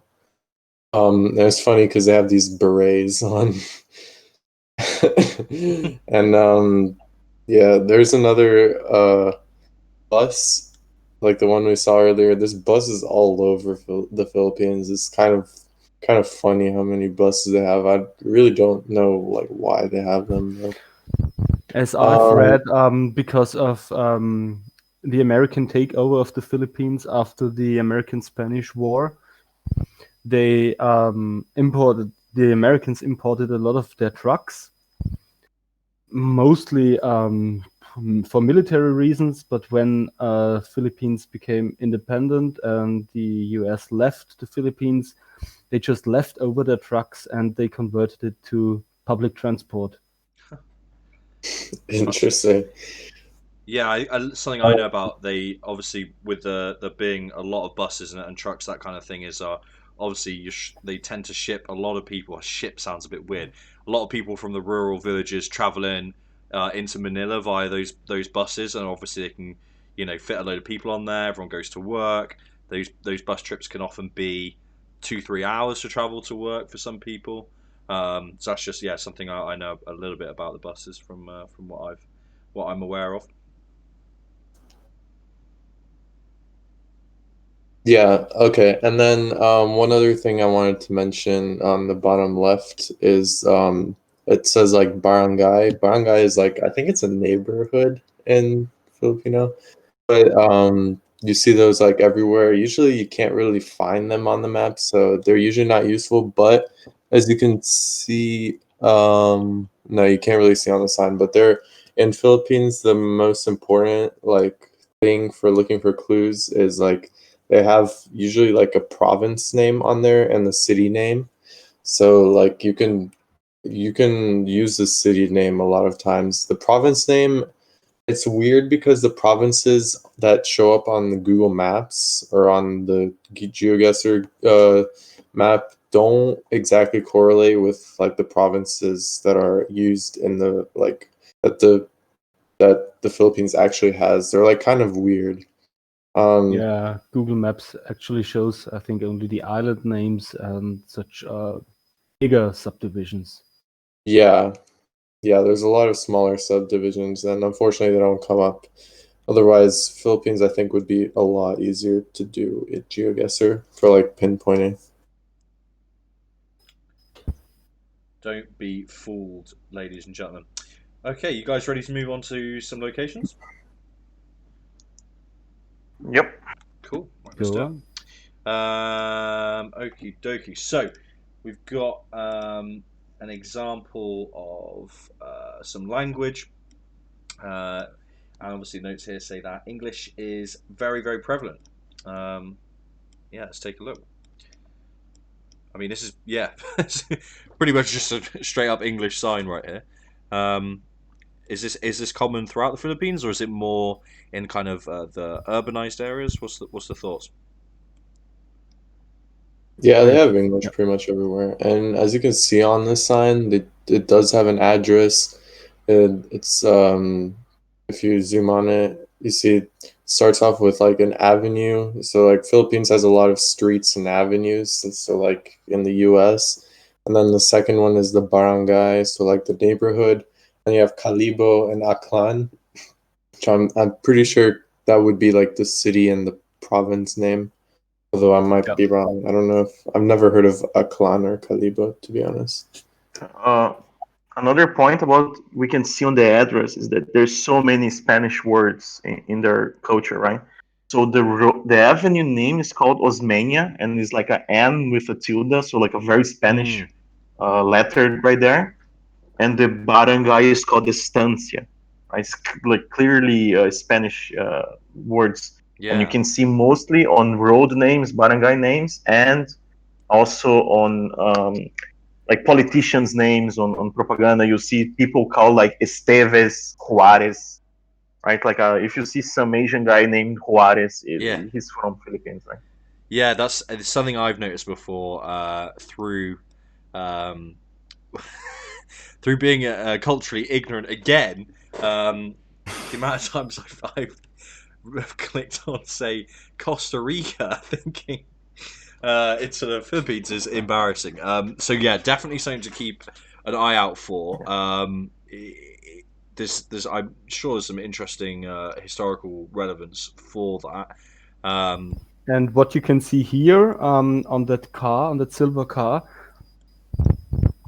some Philippine cars, not all, have a slight hint of green plates. Mm, You see that on around 50% of all the cars. I don't know why green plates, but if you know you're in Asia and you don't see any language and you see concrete roads and a green plate, you're in the Philippines.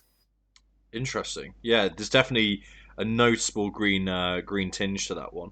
I'm very much enjoying this little key fan thing. It's quite cute. I think there's a couple of examples. Would you? I mean, you describe these as sort of tuk tuks, would you? Yeah, kind of like a tuk-tuk sidecar, right? Yeah, yeah. It's something in Yeah. between, yeah, yeah. I'm pretty interested. Another thing about here, right? You can see that the address mentions Aklan, so that's the province we are in. Yeah. So they go by province on the address, but Google for some reason, let's say you're in GeoGuessr, so you don't have like the address as we have here on the top left corner. Even if you zoom in, they would say just Western Visayas, which is kind of like the island or the region. Mm. And It's I even think the overall region where some yeah, provinces are in. Yeah, so there's I believe 1, 2, 3. There's like 6 provinces inside Western Visayas. So that's why it's a little bit harder. You see some pros that like they kind of remember some of these names Yeah. because there's no borders as well. You can zoom into this island which is famous for Panay, but it's called the Western Visayas, and there's no borders of Aklan, even if you spend a lot of time looking for borders. Yeah. So imagine trying to find the city Calibo and you don't know where you are in Philippines. That's why Interesting. it's so useful knowing the map you show to you guys later. Yeah, or just click Pane every time. As some people do. Okay, we've got another example. I've never done that. I always use the information around me to make a most accurate guess possible. Um, this I think again this is a really interesting example um, of a sign here. Um, Yeah, in that case, it's not about the top where it says Republic of the Philippines because that is very obvious, but that it looks like someone just wrote it by hand. yeah, it does. Those signs are typical Filipino, I'd say. English everywhere and looks like written by hand. They've done a nice job That's of it, to be fair. Philippines. They It's did. a good. I like the colours. Yeah, I like it. It's good. Um, yeah, that's I very can interesting. definitely I can definitely see people mistaking Philippines for Africa because like it's not super developed. It's green. There's plenty of English. Mm, Um, so yeah, you need to go for the details. Try to find the stuff like barangay or the Spanish words and names. yeah, Because yeah, it has a very once you get practice, you know that it's a very unique country after all. But in short, you can say if you see barangay, you're in the Philippines. okay, brilliant. Well, moving on to the next location. Concrete roads and the abundance of them. I mean, this is a road and it's concrete. Is this a key element for guessing in the Philippines? Yeah. Yeah, not a key element, but even like this, you have a normal two-lane road, kind of like a proper road, and it's just concrete. You don't see that anywhere else. Even Thailand with some concrete roads have them just in little villages, but the Philippines have also concrete roads as standard big roads. Mm, Yeah, if you see a shorter road of concrete, you probably need to think both of Philippines and Thailand. But like this one is quite wide. It's like a little highway, right? And it's kind of unique to Philippines, I would say. Thailand doesn't have those. yeah, that's interesting. Another kind of example of these like sort of hand painted signs here. This yellow kilometer marker is anything of note with this? Is this common or just for this particular location? Really rude, really I've random. seen that the first time as I looked up a nice concrete road location, but I guess they could appear anywhere. Correct me if I'm wrong. Yeah, I think the silence Yeah. speaks words there. Yeah, nothing. I guess. And we found this again, and I'll say this, as a Neek who sits here listening to try and figure out stuff. There's there's actually a ton of different bollards and signs that we people aren't able to establish some sort of meta or information around. And oftentimes I make the mistake of seeing like a bollard or a sign and going, "Oh, that must be like the one that's used across the entire country, or you'll be able to find this everywhere." Doesn't always work out like that. So typically if somebody does mention a bollard or particular type of sign or something, then there's a decent amount of occurrence where you're going to say it's something to learn. But as Nighty rightly said, like sometimes you spot these things, you never see them again. Don't know who put it there. Don't know how many exist. It's just what it is sometimes. So. Could be just that on that one road, on that one place. Could be that they are only like the road sign markers in Mexico every 10 kilometers or something. Yeah. We don't know. Yeah, just sometimes. Yeah. Thing to be proved. Right. We got another. Well, we got plenty more locations to look at. That was the concrete roads. I think we've got a road sign to take a look at here. Feels. I mean, this is the kind of road sign that we're used to seeing in all sorts of different countries, which is your classic green background, white text, and something I recognise here, which is the Jollibee sign. Now, I watched a guy. I can't remember. Is he called Mike? I think his name's Mike Chen, and he does like food reviews. And he does a lot of content in Asia. And I remember specifically watching a video where he goes to Jollibee and like orders stuff from their menu. So I actually kind of the name's just rung a bell from I seeing think that fast food chain is the Filipino fast food chain. I think the only other country that has Jollibee is the US with a handful of locations. Yeah, it's a diner style. There's more. There's more.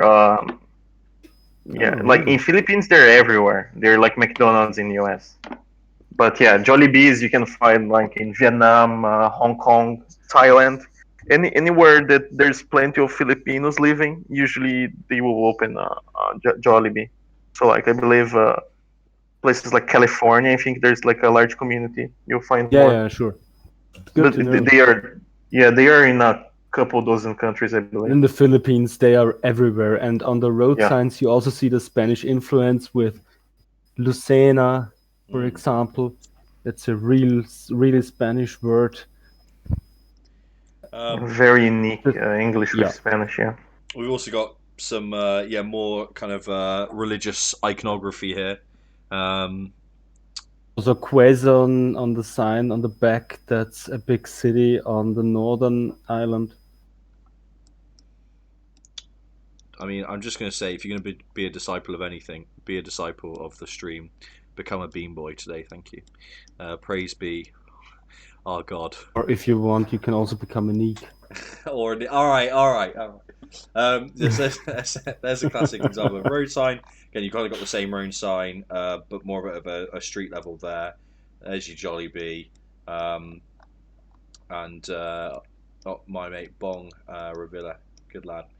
Revilla, right? Like it's a very Spanish surname. Yeah, it is, yeah. And then, I don't know, Quindoza kind of feels Spanish to me. Quindoza, yeah.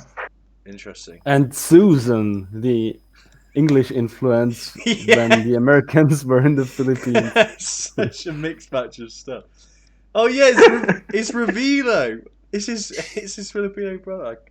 Oh, somebody clip that for him. He needs to reconnect with him. And this is it's a coconut checkpoint here from the looks of things. Coconut checkpoint. Yeah, just get your coconuts checked out. Make sure that this is actually my rap name. I don't know if anyone's aware of this. Young Nut is what they call me. Buko sounds almost like Ben. Yeah, little Buko. Got that young nut. It's not quite a dehusked nut just yet. And they have the dehusked nuts. That's how I like mine. That's how you like your nuts, right? We can spend all day doing coconut.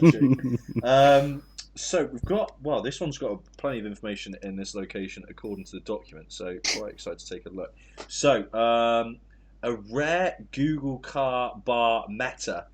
This is exactly the kind of thing you want on your Geoguessr trading cards, which will be coming out later this year, just in time for Christmas. This has a very high rarity rating.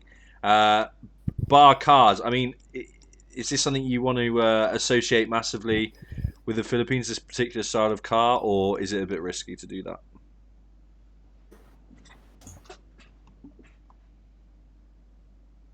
Well, if Wait, no what was the can I question? speak? Or I think so. Yeah.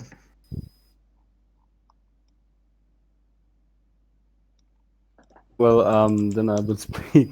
Wait, Even if what? I was in Mindanao, in Geoguessr, I've rarely, if not never seen that car. It's only on the coast, on the southernmost point of the South Island of Mindanao. I've seen the Google car with bars. Mm. It does make you wonder, doesn't it? It was like, how much of this has got coverage? Like, they just set it up for the day, or do a little bit? Yeah, it's Just interesting. for a small region, I don't know. But as I got that location once, I was so confused because everything looked Filipino, and I was sure Philippines doesn't have a car with a bar. 90 malfunction. I mean, it doesn't happen very often, but it's a Guess system Philippines meltdown. nonetheless, and it was correct, and it was indeed southern Mindanao, the south big island in the Philippines. Interesting. I think let's just take a look just specifically where this is located for those that are interested. Next to the SM200 power plant port, which is what we were seeing the conveyor belt coming over for, I think maybe, or there's some sort of something going on there. Right on the coast, as you could see. Yeah, very interesting kind of coverage. And far south of Very the far South south, Big yeah. Island. Yeah, Pane is not going to help you out too much here, guys. Okay, you know who you are in chat, you disgusting hedgers. Right. I think we've got one more. No, two. Well, I think we've got another location example, and then we've got an example of the provinces, what we were kind of talking about earlier. This one is very much a urban kind of area. I mean, I don't even know what this means. Jeepneys. Please tell me what that means. Those are the trucks left over by the Americans. Here Jeep. Oh right, okay. This thing, the green and yellow truck. Yeah, you can see them Right, anywhere okay. in the Philippines. It's such If an you see such interesting- trucks, yeah. you are definitely there. It's just there's so many different That's things about it. It's like the thin bars and stuff on the back. It's just really unique looking. yeah. They go over the top with the. Sometimes they have art and I don't know, like some stuff hanging from the sides. Which I did the like this place for me is like quintessential, like a large city in Philippines. They all look kind of similar like this. If you're like, yeah, this is Manila, right? Yeah, like the Wait, large cities, they kind of look like this. is this the Jollibee guy? Oh, now that makes sense. Is that supposed to be a bee? Yeah, that was the 2006 Jollibee convention. Isn't that a marshmallow guy? I was in the 2016 in Manila. I personally took that photo in the water. I Oh, remember did that. you? Well, thank you Yeah, for supplying that and giving us your I have permission. former training. Yeah, my certificate is near here. Yeah. Yeah, another example of So, this jeepney. This if one, we yeah, would very open a stylized. Jollibee shop, you could be an employee. Yeah, well, we Yeah. could all work there. Let's do that. Again, wow, loads of them here. That's really interesting. And you can't. One of the interesting meta facts is moral-based bus systems. This one is an honesty bus. Okay, so if you lie on the bus, you will be ejected from the back. So just be careful when you Or use just it. an overly devout Christian bus It's very Christian. What do you mean I with a wouldn't be allowed on Spanish that name, bus? Cuerpo. Cuerpo. Yeah. Philippines is just kind of a fascinating place. I really want to go. Hopefully, I can just try and like convince work that I really need to go there to do stuff. I don't know if I'll be able to do it anytime soon though with this whole pandemic thing. I don't know if anyone else has heard about it. And Go on, no, go on, sorry, Ed. we have the unique Philippines car here. It's the white car with black roof. It's one of the better metas in Philippines. That the car is pretty unique to Philippines, right there. I don't know if the car is white and has a black roof or something, but Yeah, it's pretty unique. Yeah. a strip of black. Now, there's one thing I will say, and this is something I've heard from Spaz, and I've used it, and it seems to be somewhat successful. Now, please dispel the information if I'm wrong. There's some sort of grey car involved in the Philippines as well. It's like a silvery grey. Am I right, or am I talking absolute shit?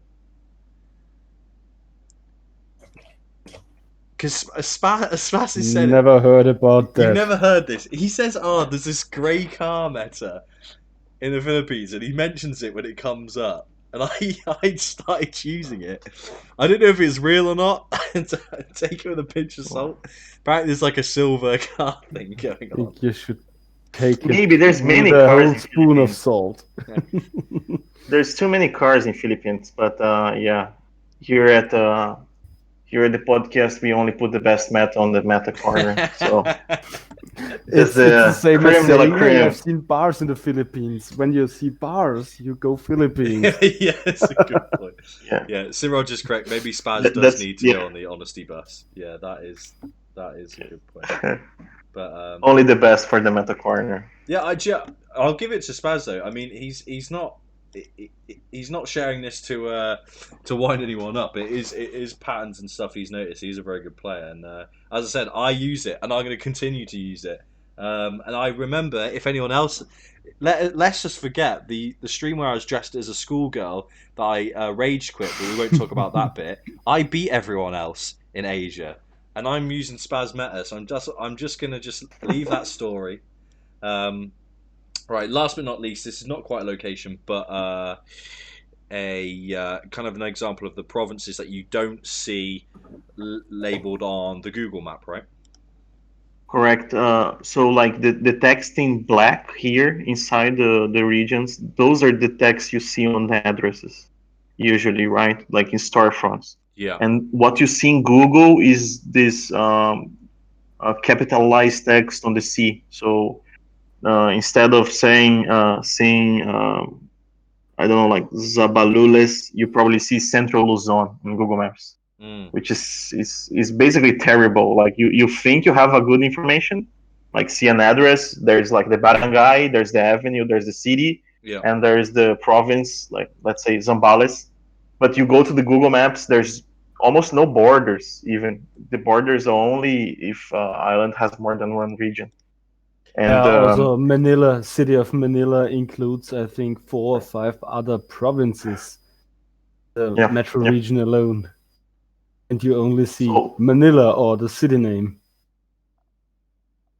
I know it's very hard to ask for this, but it's really worth to know at least some of them. A few months back, I played some Philippines map, cheating while looking at this map, and I kind of memorized some of them. But it's very useful. Yeah, it's hard to understand sometimes why the Google map doesn't seem to match up. I think, for those who have been playing Geoguessr for a while, certainly something I've learned since being introduced to the game is you are kind of fighting against Street View and Google Maps in a couple of different ways. So yeah, just an adaptation you need to make if you are very interested in getting some of those crazy scores and improving your knowledge. Yeah, this is a kind of a great resource to take a look at and learn some information about it. And I guess always the upside of playing Geoguessr and learning a bit more about it is you just increase your knowledge of the world and locations around it, so you can show off to all your friends and family and make yourself sound like a smart ass, which is what I plan to do at this Christmas period. So I think that is going to be it for the Philippines. Very, very, very interesting. I think Philippines, again, one of these kind of locations where we're scratching the surface, but you could potentially spend hours going into the different Yeah, islands and all the but we're different locations. just Yeah, covering the basics. definitely. Brilliant. Well, we're going to be moving on to Singapore. Do a quickie. Yeah, it's going to be a quickie here. Interesting. A lot of fines, a lot of kind of signs and prohibiting different activities here. I mean, basically no spitting. So if you are a prostitute in Singapore, you are unfortunately swallowing every time. It's where do tend to take my girlfriend on holiday for that reason. And we've got, this is an example. I mean, we've got a bit of a contradiction already. You can't spit, but clearly there's a gigantic white lion thing doing it right here. So, don't know what's quite going on there. I'd say hypocritical. He's rich. He pays $500 for Every every time. spit. That's a fair point. Yeah. That is a very fair point. So yeah, interesting location. Who wants to take us through this, Nighty? I'm putting you forward. Oh, he got the easy one. Yeah. It's very easy. I mean, as you can see on the top, Singapore has 4 official languages, and oftentimes when you see signs, be it for construction sites or just any office building, you see them always in 4 languages: English, Malaysian, Chinese, and Tamil. That's a Southern Indian language. Okay. And Chinese, it's just a script. Doesn't matter if it's Mandarin or Cantonese. On the top left, the sign you see, which we also have an example afterwards, is a road sign where there are highways shown. Highways in Singapore are always 3-letter highways, be it KPE, TPE, PE, PIE. I've also seen C, something, something. Those are typical Singaporean highways. I'd be a bit disappointed if I followed a road and there wasn't any pie at the end of it, personally. But there you go. Because of the British, of course, everything's in English. Even the Macpherson Road, that's such a British name. Yeah, it is. Yeah, it is. Our fault again. Sorry, guys. But good for Geoguessr players. One slide to the right, we have the typical black and white generation 4 sidewalk barrier or street barrier. It's also very Singaporean along with the flag. And those high rises in the background, you see them a lot in the Philippines. Those, I think, are state built, and if you rent them, you can only rent them for 5 or 10 years, and you're lucky to renew your contract, something like that. But those high rises, maybe even many high rises next to another that look almost the same, because Singapore is so densely populated, is typical Singaporean. Yeah.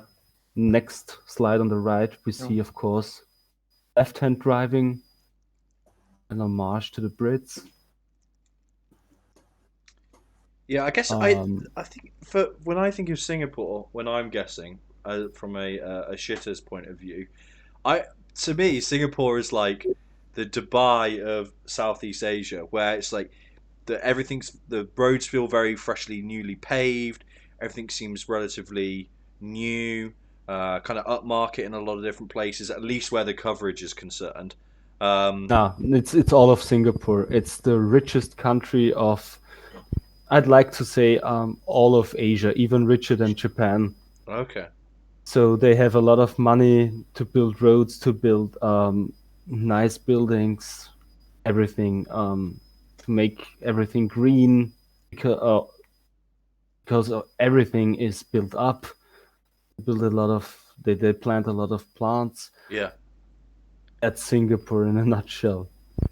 Yeah. On the bottom left, you see a typical Singaporean road sign, that green one with that font that's only seen in Singapore. So if you're in a suburban area, you see such a street sign, definitely know you're in the Philippines. There's some italics going on it. Yeah, their A font bit. is very unique for some reason. Yeah, it's like, I don't know, very unique. Yeah, Ed, you have to talk me through what that black plate is with the letters and numbers. Yeah, that's the most common plate you see in Singapore is the kind of like a British style letters. It's very similar to Hong Kong. I think there are older cars that they use like very close to UK, which is like white in the front and yellow in the back.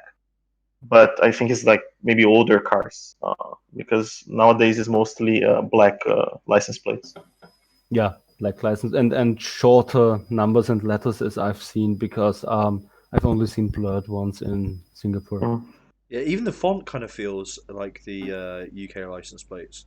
Yeah. It's yeah. very similar. It's like Hong Kong, UK, and Singapore. It's like, I don't know. They both copied UK. Yeah. Yeah, interesting. Cool. Are we ready to move on to locations? Well, just shortly explaining the bottom middle one. That's a typical public transport station in Singapore. They have a lot of train transport. Yeah. Or rail transport, MRT is the let's say. key word, right? You see on bus stops, on stations, MRT is their transport system is all across the country. Yeah, as well as that logo on the left side. That is only found in Singapore. And yeah, Singapore has Gen 2, 3, and 4. But nowadays, Gen 4 is taking over very fast. I think at least 2/3, if not more, is only Gen 4 in the Philippines, in Singapore, sorry. And Gen 2 and 3, you rarely see. Sometimes Gen 3 or 2, but and the most trackers in some natural reserves are Gen 3, but that's it. The city itself is almost exclusively Gen 4 now. I think that it's interesting because obviously the Gen 4 really helps sell that kind of aesthetic that goes on with Singapore, as we were just mentioning. Like, Definitely. you open up a location, it's like bang, super bright, super saturated, really clear, very clean, very upmarket. Yeah, it's quite an interesting. And I think one very unique thing about Singapore, is usually hard to need to use this, but there's so many trees and plants and bushes and stuff. Even inside the buildings, if you visit Singapore, it's like there's trees everywhere. So even though the whole country is like urbanized, they put as many trees as they can. So yeah, it's very hard to see like a dead highway or a dead avenue in Singapore. Yeah, I feel like Singapore is like someone tried to make city skylines into like actual, like real life. Just like Yeah, inside the airport, there's plenty of trees inside the airport terminals as well. Not only trees, also a waterfall. Yeah. There's waterfalls. Yeah, that's kind of their thing. Right. It's definitely prettier than Dubai, I would say. It's like they have a better aesthetic than the Arabs. Yeah, I think they the greenery. Changi Airport, I think, was voted now 8 times in a row the best airport in the world. Well, here's location number 1. Anything to? I think we're just looking at some like just a general look and feel here. We've got a green road sign. I added this location. Yeah, is it just kind I of? I chose this location because of this green. Okay. This green sign there. It's kind of very unique to Singapore and may help you pinpoint, because like especially the outskirts, let's call, of the islands, they are not very creative with road names. So if you zoom in, like you can see like they're using numbers, like it's like the same. So there's Tuas Avenue. There's from 1 to at least 20, and it doesn't stop there because they're usually like Tuas Road, Tuas Pass, Tuas Cross, Tuas High Point. They get very creative, not with the road names, but how to like synonyms for roads. There's stuff from Shakespeare like calling roads, right? But the names are the same. So if you get this type of location, you're probably in a lucky scenario. You probably can pinpoint it because if you zoom out, there's probably like a neighborhood called Tuas, and then you go in and try to pinpoint yourself. That's like very traditional of the outskirts, the newer neighborhoods of Singapore, like Yeah. repeating, right? Like so they have like Bean Road, Bean Avenue, Bean Cross, Bean Street. It's kind Yeah, of and their on thing. that sign, that Tuas Avenue 11 is not the number 11 of Tuas Avenue. It's the 11th Tuas Avenue. Yeah. Exactly. Yeah. This is There's interesting. at least 20 avenues called Tuas. This is like a really the UK-ish, like European style bus. Just this is like a kind of just it just if I just got a picture of this bus, I wouldn't go mental if I was going. It kind of A just looks like modernized British double-decker bus. yeah. It's definitely got that kind of feel to it. But yeah, really really interesting with the road names. I mean, organising to meet someone doesn't sound that easy. Thank God for sat nav. So got another location here. Here we go. Some of the three-letter motorway signs or road signs. Exactly. Just another example of the three-letter motorway signs. Yeah, something else I keep noticing is the white and black on the curb. Yeah. That's pretty typical of Singapore. Am I right in saying that? Correct. All Singapore has it. Johor. There's. I think later when we discuss Malaysia, there's some Malaysian cities that they can look kind of Singaporeish, but fortunately there's so many signs in Singapore that it's very hard to get those two mixed together. Yeah. But yeah, black and white all across curbs all across the city. Interesting. Yeah, I mean Singapore, one of the easier locations. Definitely, that's pretty much it for what we wanted to talk about. Yeah. I think most people can differentiate it. Well, I think we've given some really good tips there just to kind of narrow that down and a little bit of extra information as well, which is always good. So we're moving on to Indonesia. This which apparently features Asian Obama. And it's where Gordon Ramsay was born. He's Indonesian. Yes. Indonesia. I mean, it's quite big. I think that's just my takeaway from whenever I guess, and I'm like a billion miles away. So, I mean, who? I mean, we've had RC, we've had Nighty. I know you've done a lot of talking, Ed. Who wants to take this one? Whoever wants this one gets it. I mean, we can change up. I mean, if no one else wants to, I can do it. Let's go, RC. Okay. So they use Latin script, and they have like Indonesian, which is almost the same as Malay. There's just like slight differences. I think there's like some loan words from Dutch, whereas Malaysian has loan words from English, but otherwise they're almost the same language. And Indonesia has Gen 3 and Gen 4. So there's a lot of Gen 4 coverage now. Like a lot of the new coverage that came this year was mostly like in Indonesia and Malaysia. And for which cars there are in Indonesia, So in Gen 3, you have the black and the white car, which are the top two cars that you can see there.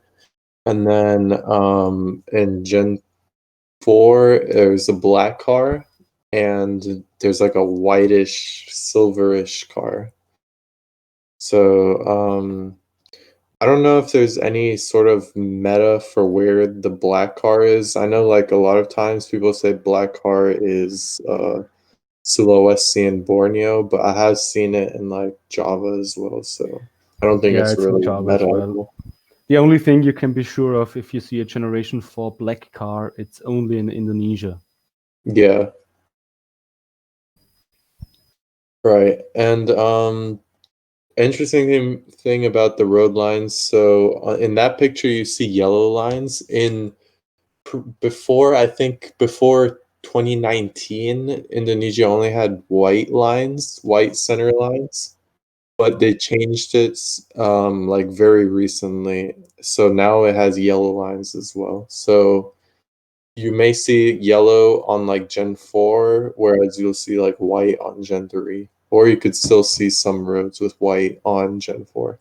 It just depends. And their plates are black with like white writing, so a lot of times that can help, although Malaysia also uses those, and as we saw in Singapore, some of the cars do have black plates as well. Yeah, and when you see it on a car, it kind of looks like whitish, but there's like a lot of white and black, so Yeah. it is a black plate actually. And they do have a lot of ads, a lot of cigarette ads. I know Indonesia has a really bad problem with like cigarette smoking. Um, I think I saw like a documentary once. There were like a bunch of like 12-year-old kids who were like smoking like a pack a day. That's mad. Yeah. I think that's the same in Scotland. So I mean, they got that. Oh, I don't know. We might need to shots ask fired.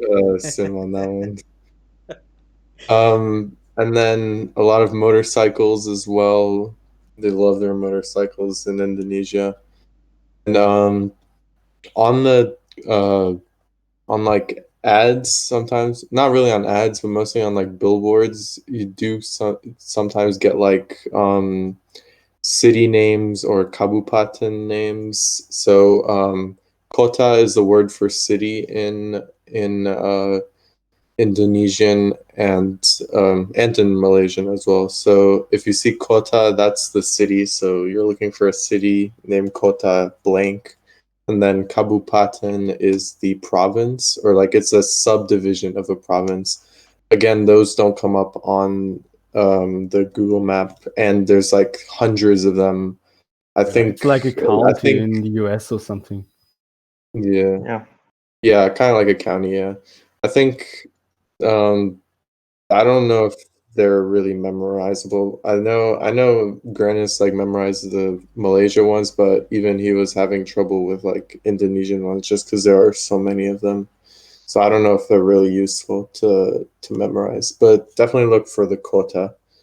That one can be very helpful. And sometimes they do mention the province, so you'll see like Jawa, Tenggara, or like Sumatera or stuff like that. So or Kalimantan on the signs. So you can look for that because they do tell you like the island name or the province name. And those are on Google Maps, right? The province names, even the Yeah. islands that are divided into multiple. You can even find the borders, like the way you find it in US. So Yeah. it's a little bit easier than Philly. Yeah, funny how they've got it Definitely. right for Indo, but not Philly. But well, I didn't know if we'll ever know the reason. I just quickly on the cards. It's something I have used to some success before, which is obviously the black card. But obviously, there's also coverage with white. I know Simraj was asking in the chat about the kind of prevalence of the black versus the white cards. Is there anything to kind of help direct you? Do you see one more than the other? I'd say it's about half and half in Indonesia. I've seen both. And then for Gen 4, I really don't I tend to not use the car for Gen 4. Okay. But yeah. You Yeah, can but you can if like you a see black. it's Gen 4 and see a black car, you immediately know you're in Indonesia. Yeah. Right. That's the only thing. Sweet. We ready to check out some locations? There's just one thing about the motorbike photo here. Indonesia has front license plates on motorbikes. This is one of the very few countries that does this on Geoguessr. Oh yeah, I that's think interesting. the others are probably, I think, Sri Lanka and maybe India. So, but yeah, in Southeast Asia is the only one. And Google recognizes it and blurs it. And to be fair, it can be very useful if you're like in a rural area and you see like a bike with like a license plate blurred out in front. It's most probably Indonesia.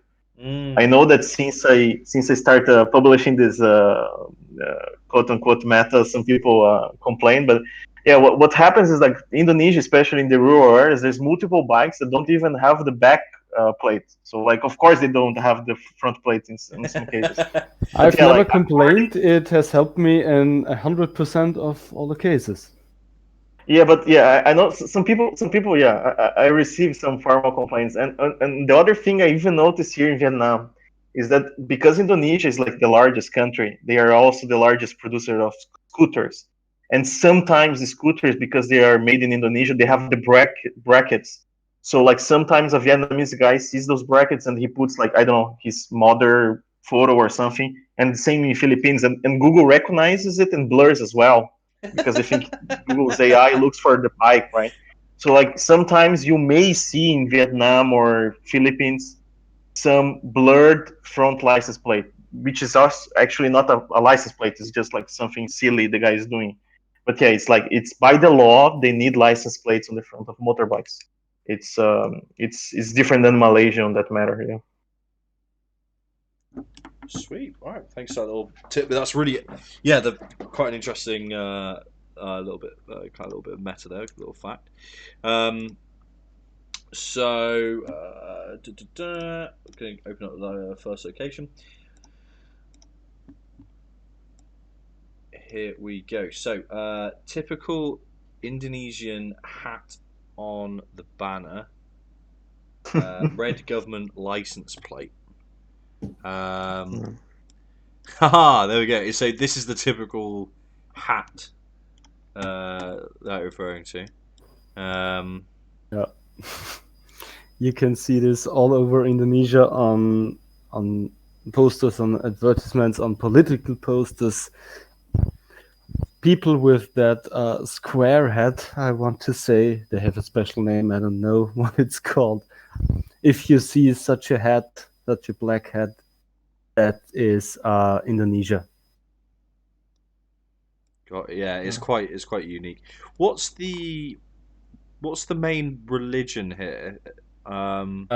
Islam. Islam, yeah, because this is a Depends on the Mos- island though, because Oh, okay. Sumatra, Java, Borneo, and Sulawesi are like majority Islam, but Java or not Java, sorry, Bali is majority Buddhist, Hindu. and then No, Hindu, I think. yes, Hindu. Sorry, Hindu. And then the far eastern islands, like I'm Yeah, not the sure exactly which Lusas one. I and know Timor Timor. is. Yeah, those ones are majority Christian. Ah, But in interesting. general, because Indonesia has such a high population, they are considered the largest Muslim country in the world. Yeah, I've heard that before. Yeah, that's Yeah. interesting. A little pineapple cart there. Oh, and then here's the license plate that you were referring to. So this is Yeah, a and a red license plate you see only on government owned cars. government-owned card. Interesting. Okay, right. Next location it is. We've got an Indo Marat, which I'm sure means market of some sort, something along those lines. Is this quite a common shop? You see Yeah. them all over in Indonesia, in rural places, in small villages, in big cities. Yeah, the colours are quite recognisable. Yeah, this Insta stuff is probably a cigarette. That's how. Yeah, Oh, okay. this it's kind of insane because sometimes it's ads, but sometimes it's like almost like portals and arches to cities, small towns. Really? So Yeah. yeah, I don't know how they And on work, that right? Like location, we have another cigarette ad. Yeah. Yeah. yeah, Insta cancer. I think that one's referring to. This is the Indonesian space program right here. They're just one of the rockets they're building it. It's just one way My you can. space mask. Space mask. Yes, space mask. Um, Susan Salon there as well. There's an Indonesian satellite dish, similar to a Brazilian satellite dish. no. In between, you can see through. Also found in Thailand, though. Interesting. Okay. Da, da, da. So another location. So we've got a highway sideline, and we're also looking at some Generation 4, I believe. Yeah, that's the black Generation 4 car, and the middle line of one driving side nowadays in Indonesia is always one single yellow line. The outer line not, but the inner line is. Yeah, Yeah. that's Yeah, interesting. that's what I was talking about with like they changed it from white center line to yellow center line recently. So you'll only see it on Gen 4. Interesting. Okay. Yeah, this is very March 2020. This is fresh coverage. Yeah. Yeah, a lot of the new coverage that they did this year, they didn't really get to do a lot of coverage this year, obviously, because of COVID. But a lot of the coverage that they did is in Indonesia and Malaysia. Huh. Interesting. Yeah, this is just a I don't know. I think I could see myself dropping like Brazil or something on this for some reason. I don't know. It's just the kind of yeah. It's just quite. I guess it doesn't look like the typical locations. I personally feel that like Indonesia, but obviously there's a couple of things to factor in there. The black car, the Gem 4. Obviously you've got the different types of vegetation and stuff like that, and obviously the details about the road lines there. Also, that inner single yellow line on a highway I've only seen in Indonesia.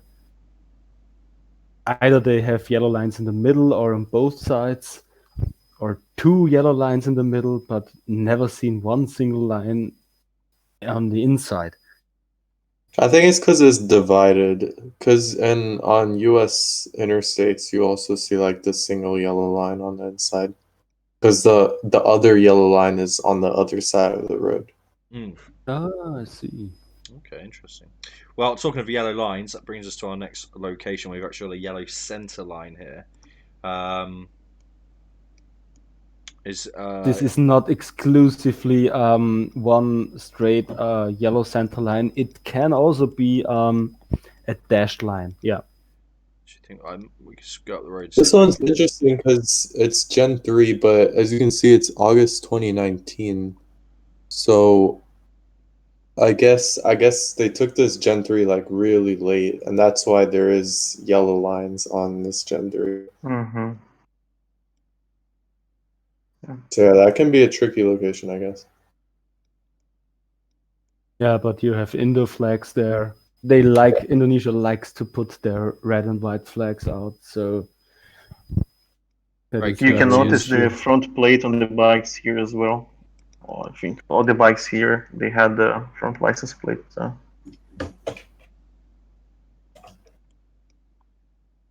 Okay, cool.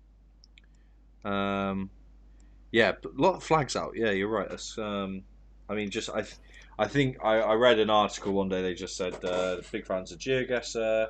We start putting the flags out, help the guys get a better score. So, shout out the support there. Really, I think it was like Geo was had a word with the government or something like that. I think there was some sort of arrangement. Moving on to our next location. So this is a town office, but also features the entire address. Yeah, that is typical. You can say it's the equivalent to a town hall, as we call it. It's a kantor. You see that in the center of every Indonesian village, city, town. Doesn't matter if you see the word kantor, it's Indonesia, and the kantors often feature the whole address.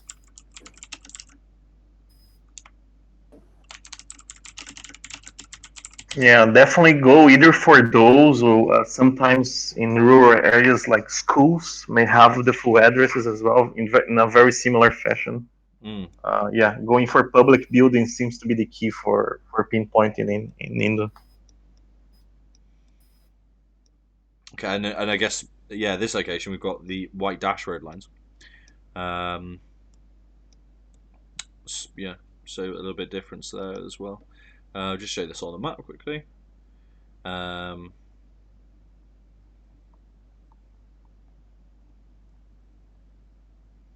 Yeah, so down here, central or near central Java. Cool. We've got another one of Geoguessr top trumps. We've got a rare Indonesian road sign. Is this more or less rare than the Filipino bar car? How many points is this clocking in? I think less rare, but still rare. Yeah, sometimes you have to travel 10, 20 miles or kilometers to see such a sign. They can be very old, yeah. Yeah, in This very one is a big very cities good or one, yeah. just on junctions of big roads. You don't see them anywhere on normal roads. Yeah. So yeah, a bit more reserved for, a little bit more sparse than you'd probably see elsewhere. I guess we've got an example of this kind of black and white curb. Obviously, I mentioned that in Singapore, but I think, again, this is an example of there might be some similarities. And but also a middle yellow big, dashed line yeah. from April 19. Yeah, 2019. Same for Malaysia, yeah, black and white, yeah. Yeah, definitely some similarities, but it's about picking up on those other clues. Here you can see the front license plate very easily, right? Yeah, on the bike. Oh, there you go. Yeah, interesting.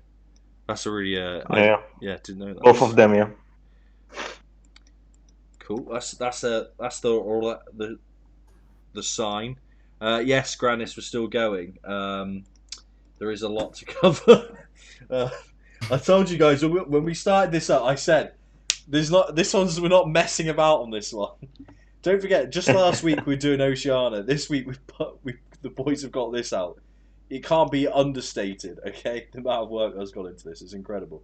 So we've got subdivisions of Indonesia. I think this is looking at the provinces. And now you were saying earlier that the provinces are actually well documented on the map for Indonesia. So this is actually They quite are, useful. and on the provinces you can see Indonesian names for different directions, such as east, south, west, north.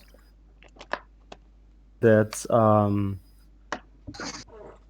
some Center. information. Yeah, you can really use for Indonesia, not only for the provinces, especially for the provinces, but also for some smaller regions.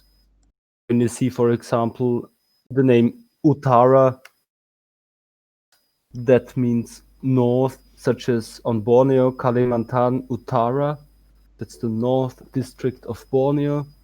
Or when you see Timur, that means east, such as Nusa Tenggara, Timur. But Tenggara also means southeast, so that means Nusa, southeast, east.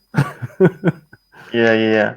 But yeah, I think only knowing north, south, east, west, east, and center really helps you well, because like in Google Maps you have those names, but they're in English. So and the signs are never in English, right? They're not calling East Java. They're saying Java Timur.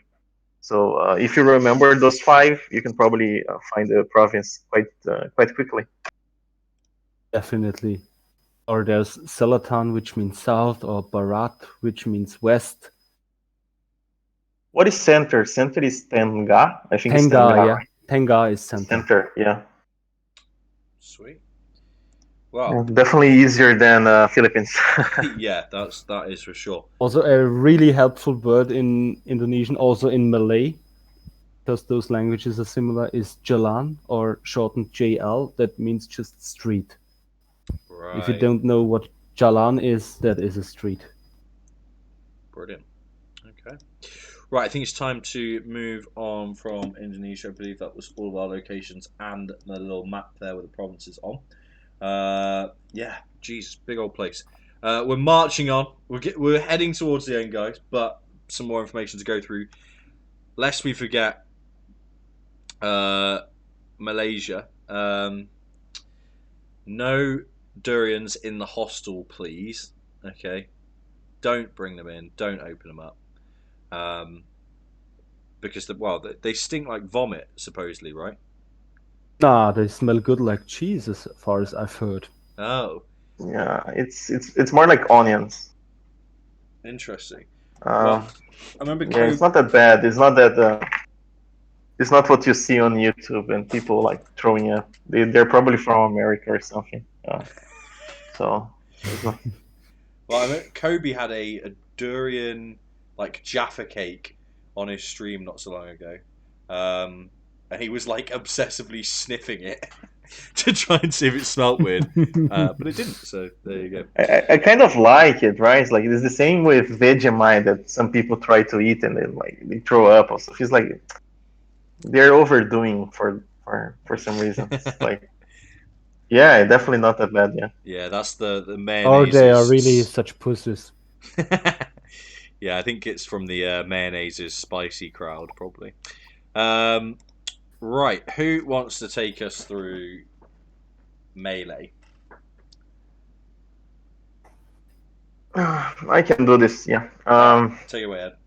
Okay, so it's I think this is probably like the hardest ones to differentiate is this four from Malaysia and Indonesia.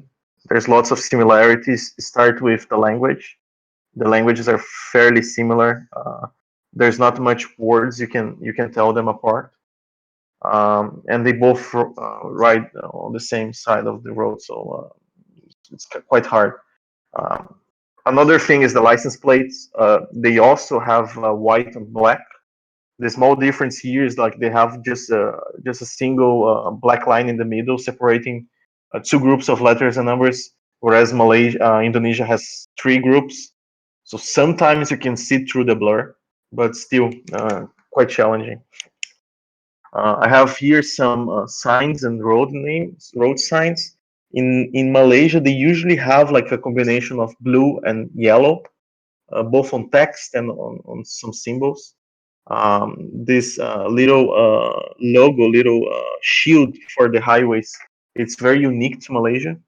So usually have like either a number or a letter and a combination of number there. And if you have a combination of letters and numbers, you can check this map down here, and you can get some insights on which state you're in. Some of them they start with the same letter as the state, like J stands for Johor, but some of them are kind of random. Um, there's also lots of palm trees, especially in Borneo. Indonesia also produces lots of palm oil, but I've seen more palm trees in Malaysia, apparently, at least near Google coverage. The road lines, they they are mostly white, I believe. Unlike Indonesia, in which you can see both white and yellow, I think Malaysia it tends to be more white. So it's something that will not help you so much to differentiate them apart if you get white. Whereas if you get yellow, you can probably tend towards Indonesia. Regarding meta, it's quite useful because Gen 4 was, at least at this moment, was only done in peninsular Malaysia and not in Borneo. That's quite useful if you're lucky and you get Gen 4. The cars are quite messy, just like Indonesia. You have a combination of black and white, and one's more blurred than others. Um, I don't think anyone figured out if you can rule out regions based on the color of the car. And finally, we have those poles. The poles have some black stuff, like a black paint on them, and Indonesia usually don't have those. Cool. I think. Yeah. What's with the Butterworth on the sign? That's doesn't the seem. city. It's a. I did. That's a town name. It's Yeah, a- yeah. It's just an interesting name place. I think it's the next town to Georgetown. That's Yeah. the main port of the British where they resided in Malaysia, Georgetown and Butterworth. Yeah. Okay. Interesting. We've got some locations. Are we ready to move on to those? Yeah. Sweet. Okay. So I think I speak for everyone. I say everyone's favorite type of oil is the palm variety, and this is an example of a palm oil plantation. Is it? I'd Yeah, say you so. see these all over Malaysia. Malaysia palm oils are found in Borneo, so you can see them both in Indonesian Borneo and Malaysian Borneo. But and then they're also found in the peninsula part of Malaysia, a little bit in Thailand, in like the southern part of Thailand, and then you also see them in Sumatra. So that kind of helps narrow down because these are very recognizable trees. They're so low to the ground, Yeah, like they these are. palms, very very wide, very round. Another example just here. And they're very thick and chunky. Yeah. Yeah. Yeah, thick ass trees. But the most coverage in between those palm oil plantations does have Malaysia, I have to say, unfortunately.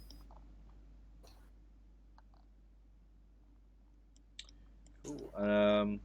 Yeah, so these are what the kind of plantations look like. Yeah, everyone loves palm oil. Good stuff. Keep using it, and forget about those pesky orangutans who keep getting in the way. Right, we I got. know, Ben, you're always one of the first persons that only buys stuff with palm oil Yeah, in it. I am. Yeah, I look for it on the ingredients list. If it hasn't got palm oil in, get it the fuck out of my face. So we've got a petrol station here, Petronas brand. Well, there's also this is back-to-back petrol stations. Interesting. Yeah, Petronas is the Malaysian petrol brand. I think everyone knows that from the Kuala Lumpur, from the capital, Petronas Towers. Mm. But that's the logo of Petronas, and those petrol stations you will only find in Malaysia. Yeah, cool, and quite unique. Obviously, the teal kind of color. I think that's the right color. Turquoise, maybe. Yeah. And you can pick up a refreshing glass of palm oil while you're stopping off to get some petrol as well. Right. So we've got another location here. So got some real altitude going on here. Yeah. Pointy mountains. Yeah, this is quite different to what we've seen so far.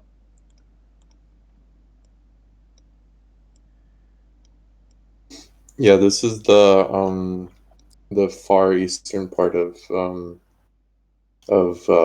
Sarawak. So This is like, or yeah, the far eastern part of Borneo. It's like Sarawak area. It's like very mountainous over here. There are some mountains in the peninsular part of Malaysia, but I would say the tallest mountains are over here. So if you see like really big mountains, probably go over here.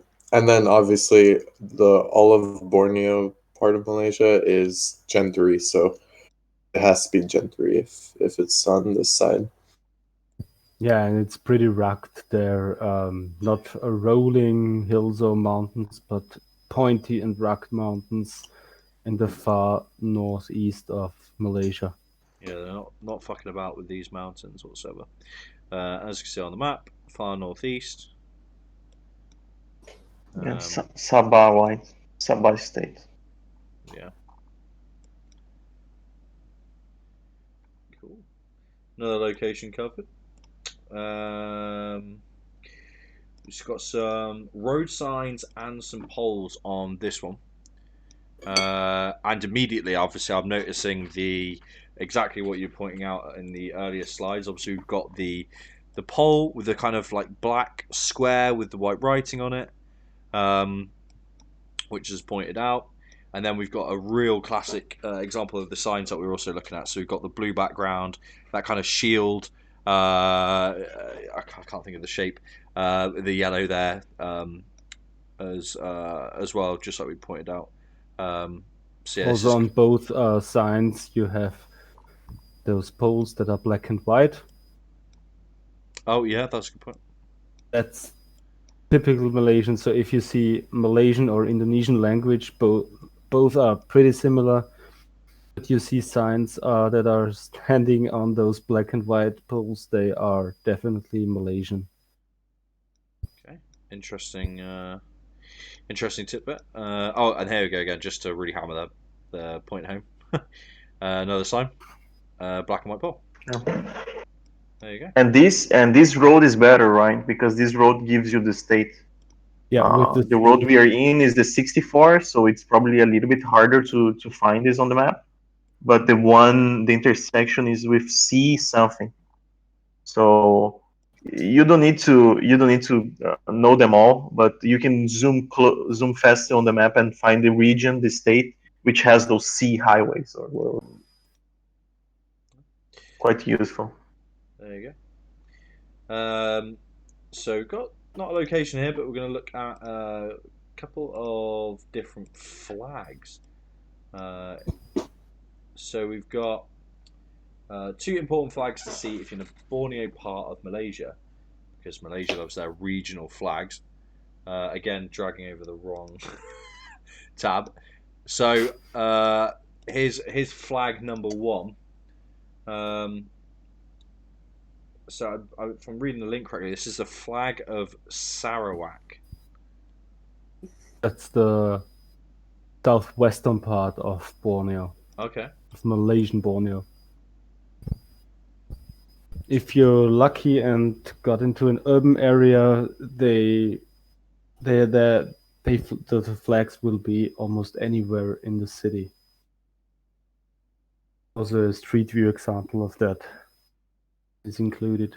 Yep, we've got an example here. Let me just load it up.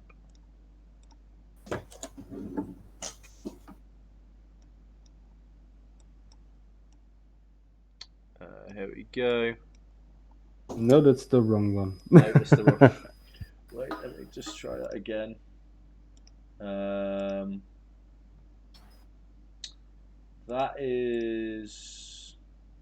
That's location linked with it on the document. But I think we've just got back to front. So there we go. There's the example of the flag in situ. Yeah, I mean 3 straight off the bat there. Yeah, which is interesting. We've got a Petronas. Also, another thing for Malaysia, not only the Petronas petrol station, but on shops, very prevalent are Chinese writing. You can see that very often in Malaysia. It's definitely more common than Indonesia, which also has, but But yeah, Malaysia is something in between Singapore. It's almost close to Singapore on the amount of Chinese and Arabic sometimes as well, right? Depending on the Yeah. region. Blimey. Okay, yeah. Yeah, it's obviously on the road sign here as well, which is interesting to show. And then we've also got One other thing. Yeah, One go other for it. thing I wanted to mention. One other thing I wanted to mention was on that sign, the blue sign, it says JLN. In Indonesia, it says JL for Jalan, and then in Malaysia, it says JLN. So that can be used to differentiate them. Okay, cool. Got another example of flag. Yeah, so just sorry, we got the locations slightly mixed around with the flags, but here is the flag of Sabah, which quite not gonna lie, quite a bit different to the last flag, really. There's no chance of getting those two mixed up. We've kind of got, I guess this is an example of like a mountain or something. Yeah, because the highest mountain in Malaysia is in the Sabah province, far in northeastern Borneo. So probably because of that, they put the mountain in the flag. Yeah. Okay. I mean, makes sense. And then obviously an example of this in situ. There we go. Bang, being flown from that restaurant. Quite. Sometimes you get really detailed road signs, such as this, which can really help narrow down where you are. Plenty of information to go off of there. It's quite a strange sight, really. Oh yeah, look, here's a perfect example. So this is the Arabic, right? There's even Arabic, yeah. And there's a Chinese lettering, and then, well, I guess it's normal English script, and then I mean even Ice paradise. eyes. I mean these. I mean, if I had to wear glasses, mate, I would be wearing these. I would be going to the optical shop. And the currency as well. Currency is useful here. In this case, we can see the RM3, RM5, RM7. Indonesia uses RP. So yeah, sometimes you can use currency to differentiate between those two. I'll tell you one thing I've noticed, maybe a little bit off topic, but an easy way to have something that is always going to fall out of date very soon is to use brand like logos. Because like these are like all the old logos. Google Plus. Yeah. Yeah. Yeah, that does date it. Jesus Christ. Yeah. Follow me on MySpace. Yeah, add me on Bieber and I'll Get give my you number on ICQ. Oh god. Yeah, interesting, really interesting location, and perfect example of what we were just saying about the different examples of languages being used. And we've got some examples of street signs in Johor, which I put this example here because Johor sometimes it can look kind of like Singapore. Johor appears to be like a richer place, and then they also have the black and white curbs on the street. But yeah, the street names are very different in Singapore. They say Johor if you're lucky to find one, and they usually have the Arabic on top as well. I think they are unique to the state. So the yellow one. So even if you see from a port, they are mostly blue and with yellow text. And in Johor they are on this pattern, black And on one yellow. final notice. No, sorry. Just mixed up something. Doesn't matter. Okay, that's cool. Right, well, I think that's it for Malaysia. Yeah, fascinating place. Obviously, we know a lot of fans out there of Malaysia, Granis being one of them. Yeah, I mean, it's a country I always struggle with. I'm not gonna lie, it's something I just don't rarely get. But actually, I think some of the signs, the polls, that kind of stuff, I think is definitely giving me something to work with there. and the introduction of Arabic, stuff like that. Usually where that might throw me off. I guess I've got some points to work with there. So actually, really bloody helpful. Cool. I'm shortly AFK. No worries. Escaping your duties to read out Thailand. That's fine. Joking. Right. I can do it, yeah. Thailand.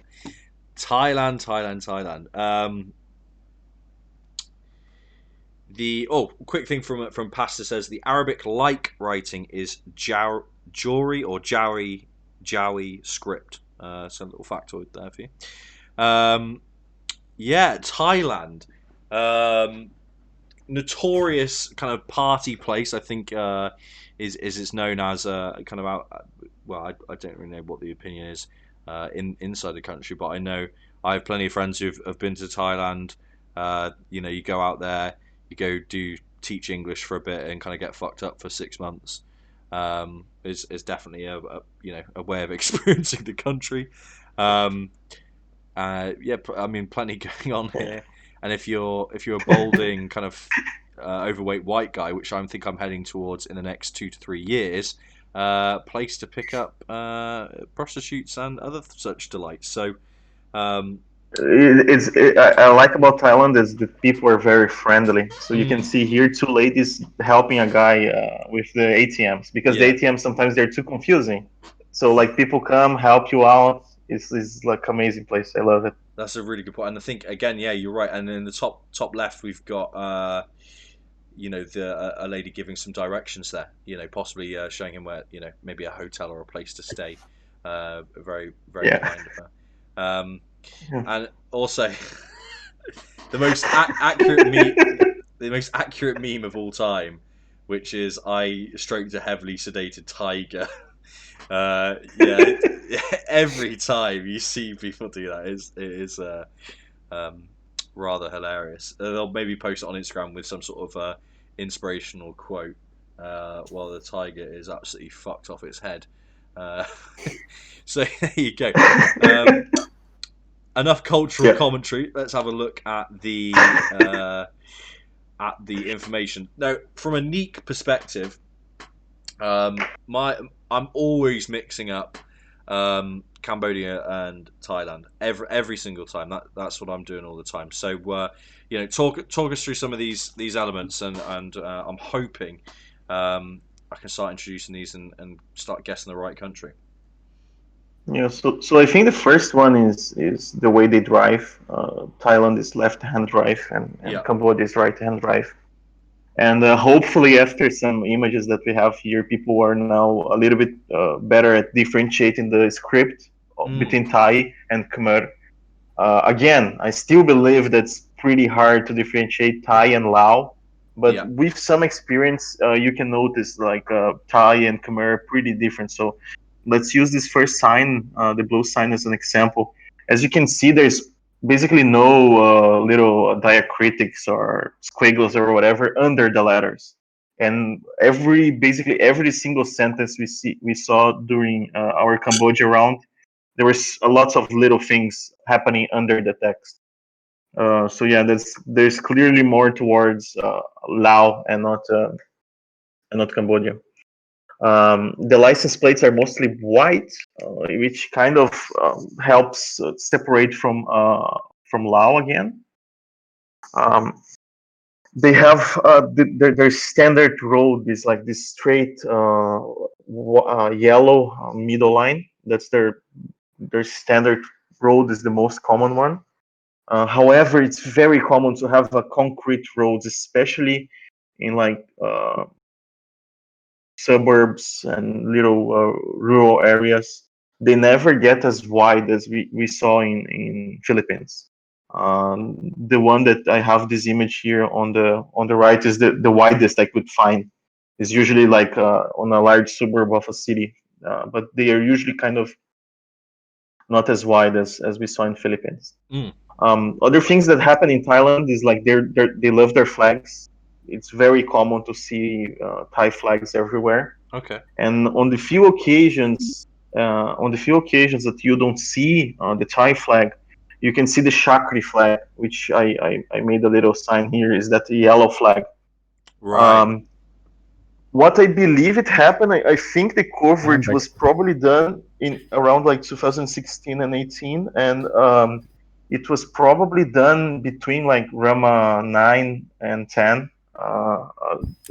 So the past and the current kings of Thailand changing Probably the places. He died Bhumipol in, flag or something like that.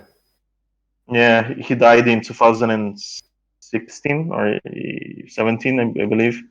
And yeah, like there's kind of this nationalistic push every time something happens. So like probably if you go right now to Thailand because of the civil unrest is happening, you see more people wearing yellow and all this stuff Ah. is back, right? So yeah, sometimes you see more Chakri flags than you see Thai flags, which is pretty interesting. Huh. They have those bollards. It's probably the only country that has like some consistency on bollards Yeah. on our region this tonight. It's kind of these black and yellow ones. It's pretty consistent across the country. Um, their their road signs, they can get kind of fancy, especially on the older cities. They have these little ornaments around them. They vary a lot, but it's usually not just a sign, a simple sign. There's usually some little things going on around them, which is kind of interesting. Um, they have kind of, I would say, unique architecture. The houses are usually have the roof on this shape facing the street. That's the most common you see, and it's very common to see Buddhist little temples. On this one is kind of blue on the bottom there, but we have probably locations to see after. So there's these little temples they put on the front of the streets. They're mostly gold, yellow, and white. Right. Um, Yeah, kind of unique to. I do recall seeing those now that you mention it. Yeah. Yeah. They are kind of unique to this type of Buddhism that I forgot the name, Theravada or something. That their branch of Buddhism. They have those Theravada. little Theravada. Yeah, thank you.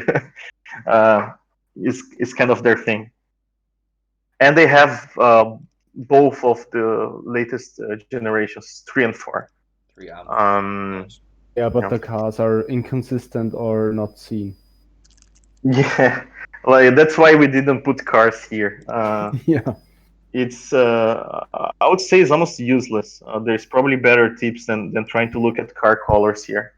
Yeah. The Yeah. country has it's not as tough to find a sign as Cambodia, for example. So if you're playing a moving challenge and you're like in the middle of nowhere, you can find like one of those blue signs, or in the worst case scenario, you find a kilometer marker. That I made another slide just for the kilometer markers. Or in the yeah, next there is another. random village you find a Yeah. Thai flag. And there's a yeah. Okay, so this is like the Thai kilometer markers. When you see around the street, they have those. I call them chickens, and they can either be blue, black or white. If they're white, you look for the number inside the chicken, right? And that's a very good thing because you can tell the region. So if the chicken is white, they would appear on Google Maps as those little white shields.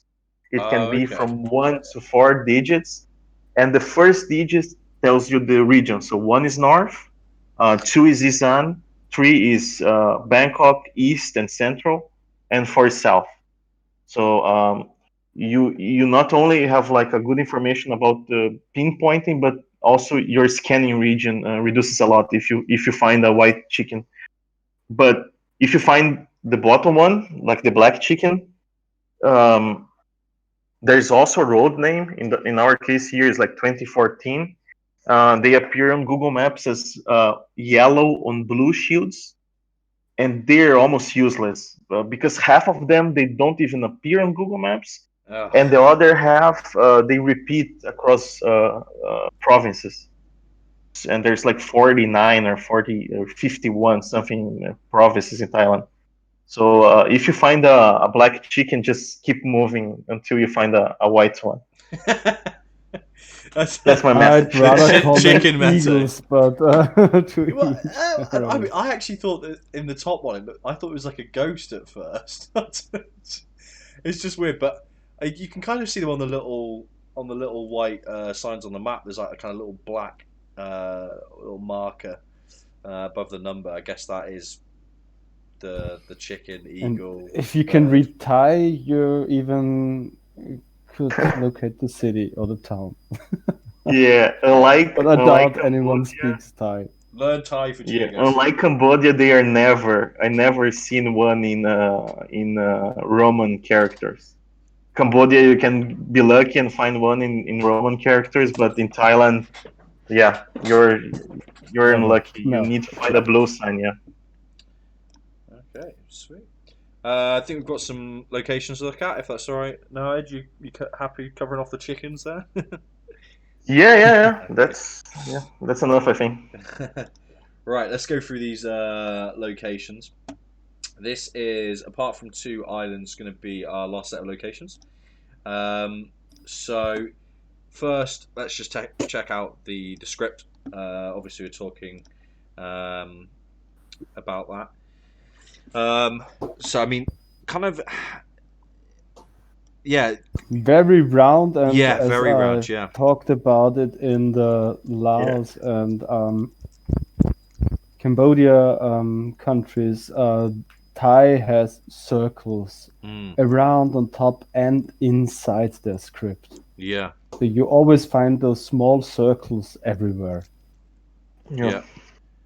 And eyebrows or coat hangers as well. From the looks of it, you got 2 here, and there as well. So something to keep but yeah, definitely the roundness is noticeable. Obviously, it's And gonna you can see on the blue sign. Sorry. this one. Yeah, you can see like the lack of stuff below the text. So like there's 2 huge text there, and there's only one character hanging from the letter Yeah. on the second word. And in Khmer, like for every tree, there's a little bit thing of hanging there. I think that's another great difference. Yeah. I mean, Calzo made a point again, and we've said this about the other countries as well. Font does come into it, so you're going to find fonts that do differ, that kind of display it slightly differently. So learning the, like we were just saying, like learning some of the more prominent points, so about the circles, obviously not having too much stuff underneath the text. This is going to help you kind of elude those font issues you might run into. But yeah, in general, sure, yeah. there's definitely enough information to kind of make a difference. Just about learning it. And I'm saying that to myself as much as anybody else. So you got an example of some crazy. Okay, Jesus. Some crazy electrical lines. This actually kind of looks like the back of my computer right now. They are found all Jesus. over Thailand, unfortunately. And they sound terrifying. The sound they make of electrical arches being constantly, it's terrifying. Like I don't know, as an engineer, I'm pretty used to see like bullshit like this, but the sound they make is the thing. Like I cannot stay in the 7-Eleven for sure, because it's a terrifying sound. I hate those. Yeah, I can imagine. Oh yeah, imagine having to work here. At least if you worked in the BB gun shop, you It's could one try of the and most shoot yourself. touristy spots in Thailand as well. Oh, it's As you can Pattaya. see. Okay, yeah.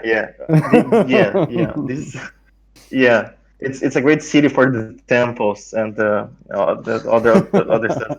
But yeah, usually for some reason there's something about those very bad cables being near kind of like coastal cities. I don't know why, but usually like the worst places are regarding like these crazy cables are like in Phuket, in Pattaya, in Krabi, like those kind of touristy beaches and stuff. Yeah, I got a tattoo place.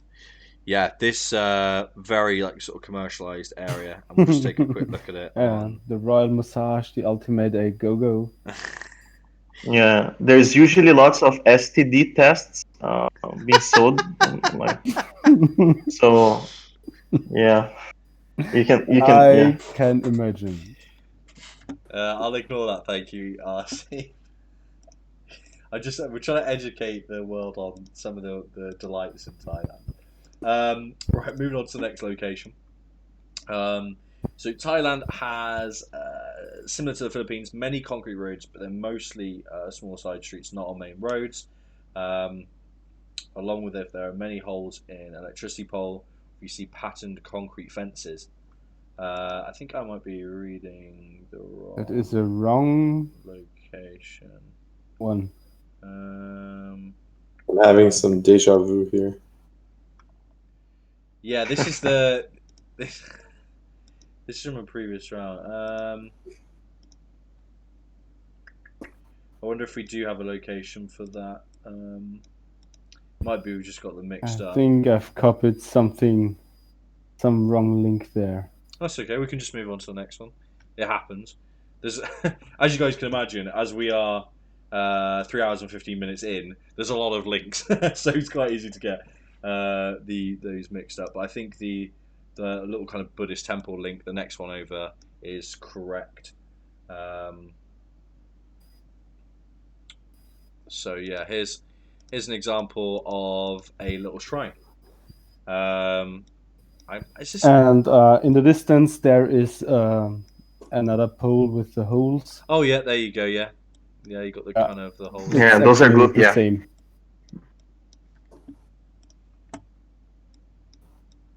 A little bit hard to see here, but that's some very good information in my opinion. If you move a bit closer to the power pole, yeah, I'll try. You can see the holes in the pole better. There you go. Yeah, I have heard of this this little piece of information before. Definitely worth keeping in mind. And then, is this what I mean? Is this somebody? Are these people's homes? Is this like somebody's garden, or is this like more of a public space? It's quite interesting. Garden, I'd say. I'm not sure. There's too many little temples there to be like just a single person, single family definitely. home. Yeah, it's quite interesting. I don't know what's going on there. Yeah. Yeah, a long story. Yeah, well, yeah, whatever. And I know you guys mentioned the kind of the roofs, kind of all very similar to one of those examples shared on the document earlier. Definitely kind of aligned. They're pretty colorful as well. Yeah, Thai houses tend to be very colorful. Okay, cool. So we're gonna have a look at some taxis in Bangkok. Oh yeah, that's Chinatown. Yeah. You can see how the street signs are kind of fancy with ornaments and stuff. Yeah, this is exactly like you were saying. Yeah, quite interesting. Yeah, that's classic Thailand. Yeah.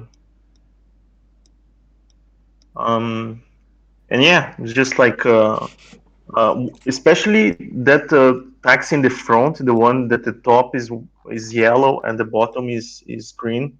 I think that's kind of unique to Bangkok. I only saw those in Bangkok. Maybe a good thing.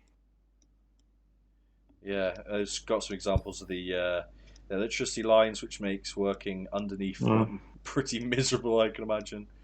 Yeah, is it yellow plates on taxis? Am I right in saying that? Yeah. Okay. Yeah, this is very kind of particular aesthetic to this street. These signs are very, very unique and quite interesting. And different cities have different yeah really cool location. Right, moving on to, so we've got a rural road here. Yeah, talk me through it, guys. This is I guess when I always feel like when I end up in Thailand, I'm looking at these kind of locations. Um, feel a bit more rural for sure. Yeah, as you can see, the palm trees are higher as in the Malay palm tree plantations, and you have a rather I don't know how to say it, a westernized architecture with the red roof Mm. that you don't see that often in Malaysia and Indonesia. Yeah. And we kind of got a little bit kind of sandy. It's we've not got that kind of red soil, and it feels a little a little bit dry as well. I see here as well. This mm, you can see those white lines when the drivers are approaching a curve. I only see those either in Thailand or the best roads in Cambodia. Yeah, a little bit back. Yeah, Yeah, really main roads in yeah, Cambodia have them as well, but yeah, very exactly. seldomly. So just the large ones there, and in Thailand, I think it's kind of like unique to Thailand, and also is not so common in Thailand as well. It's like in the larger roads. Yeah, and I guess something I'm just starting to pick up is now, we're looking at these kind of rural roads. There's maybe some, um, some similarities to Cambodia, but I'm noticing the houses aren't on stilts like they might be in Cambodia. Mm. So that just popped into my head and looking at this location from what you guys are talking about. That would be something I'd probably be thinking about if I got this in a challenge. So yeah, definitely an interesting location. So I'll just share this on the map quickly before we move on. Also, to differentiate from Cambodia, the houses on the side of the road didn't have stilts on it. That was from there.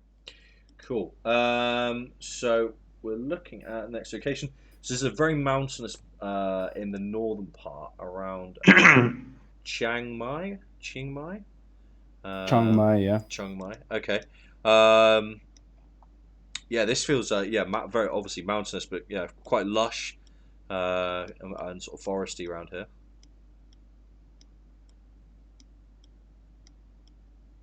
And you don't see the typical Thai red soil around the road because it's a mountainous road and such nicely paved with all the mountains. It's almost always the case in the north with a proper road, I'd say. No red soil, just lush mountainous. Doesn't look tropical at all. Yeah, definitely. Has some nice normal trees. And then just kind of give you obviously the Mountains here everywhere. Yeah, everywhere. Yeah, very, very mountainous. Yeah, Yeah, it's called the northern region, and yeah, I think this whole region is fairly mountainous. yeah, definitely. You should see a little bit more on the satellite there. So yeah, very mountainous around that region. That's near Chiang Mai. So if you're kind of feeling like you're on a mountain around that area, then something to consider.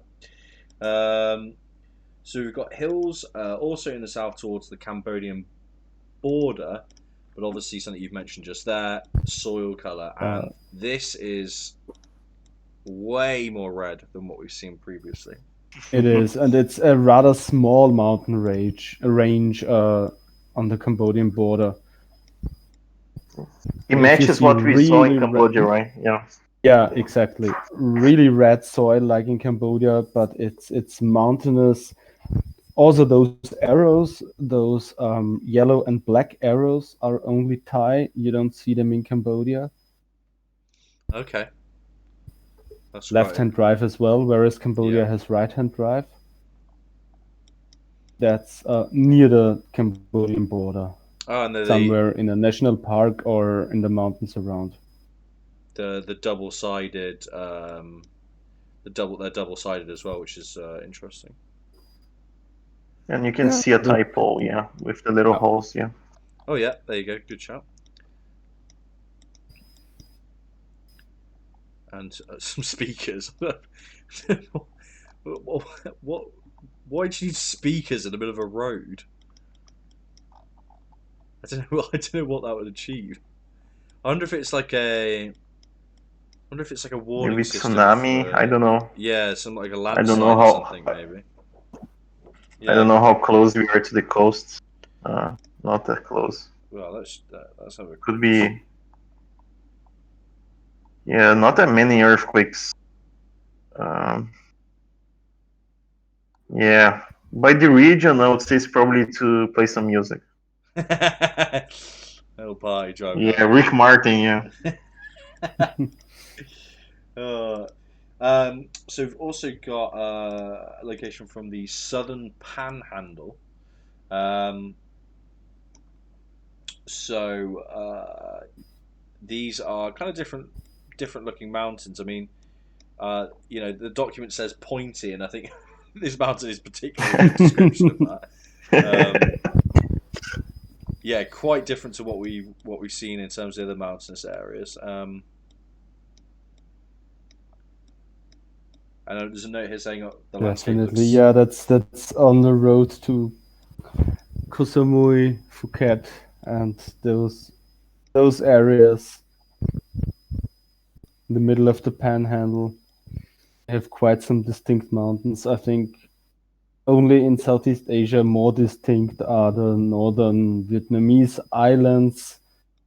But those mountains, yeah, you only see them in the southern half of Thailand. Yeah, interesting. Let's have a look at it on the map. Yeah, that's some very good advice from IT. Yeah. It's otherwise southern Thailand without this advice can be very very tricky sometimes. Yeah, I don't think I even guess down here all that often. So yeah, Yeah. definitely. You're gonna grab some points if you're nailing these locations, 100%.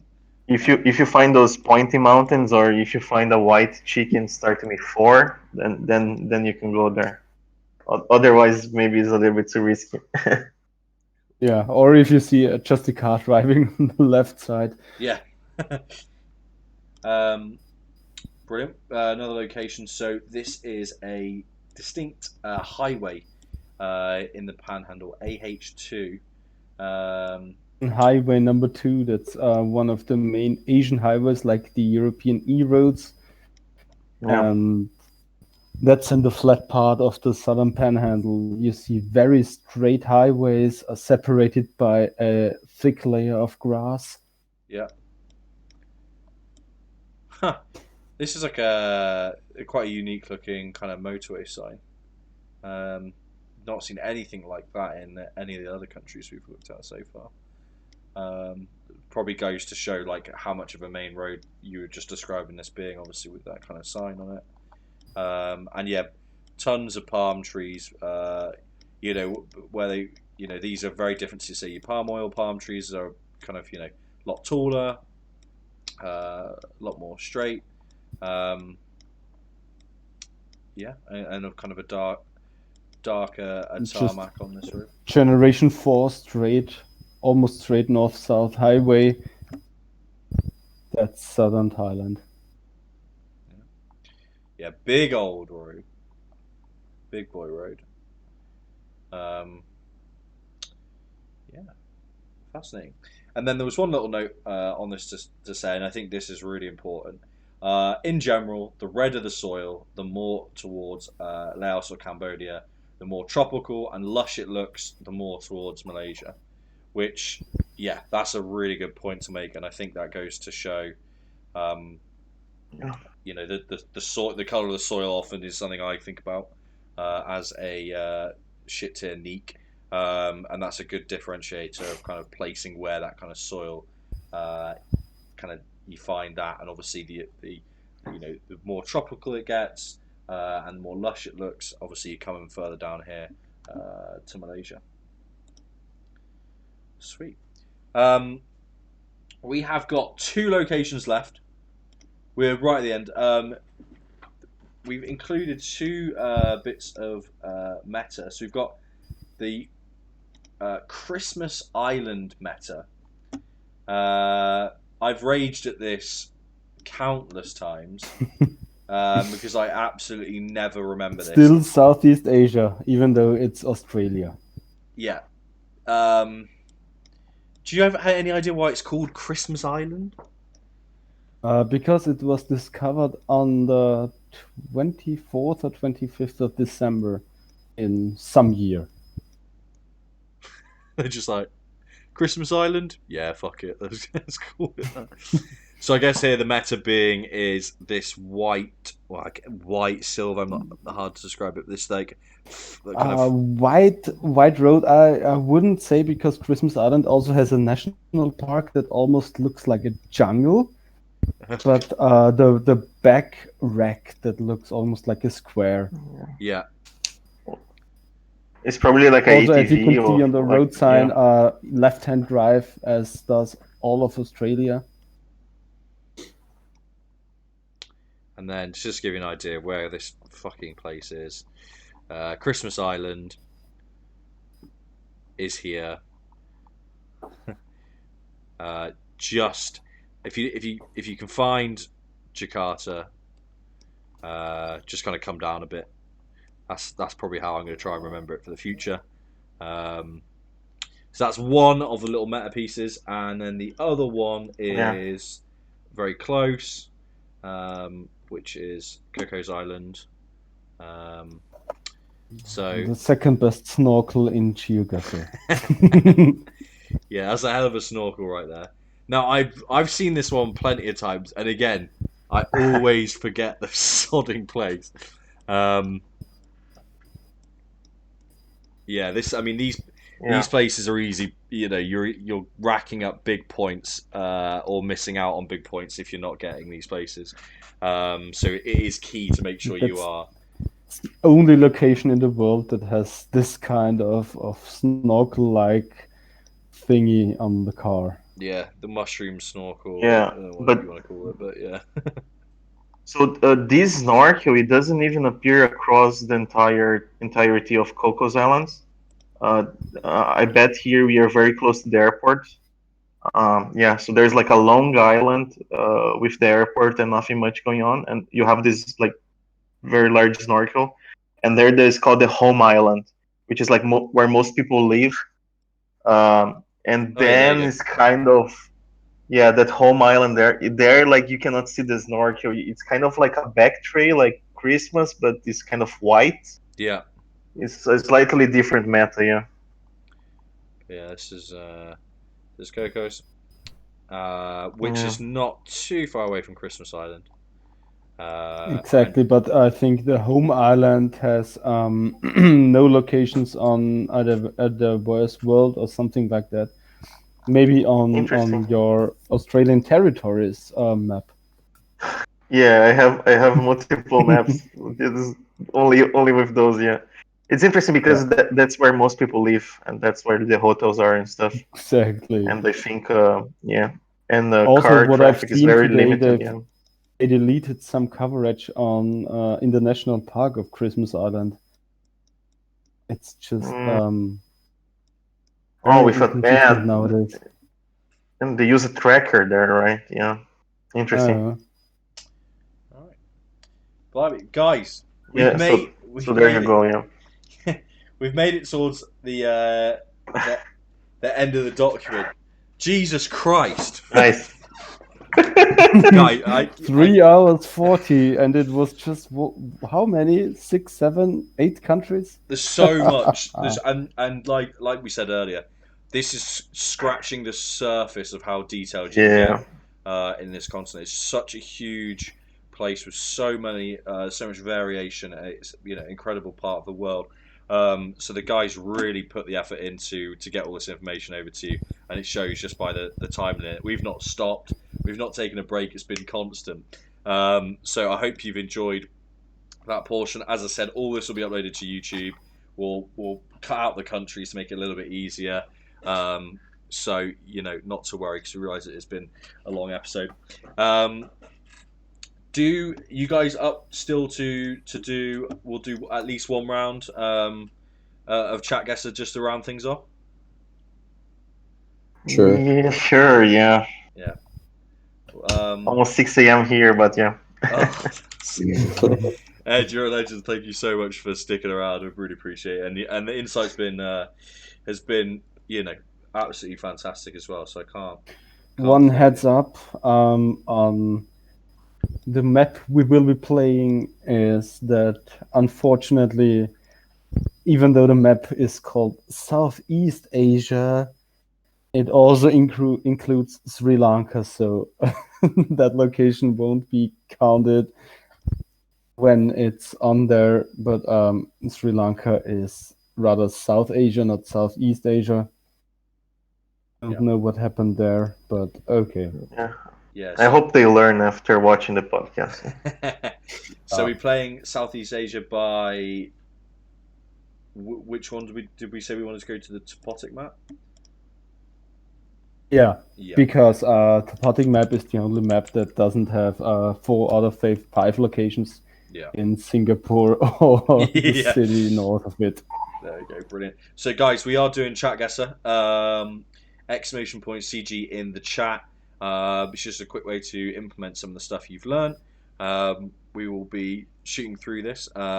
With Sonia, Southeast. Cool.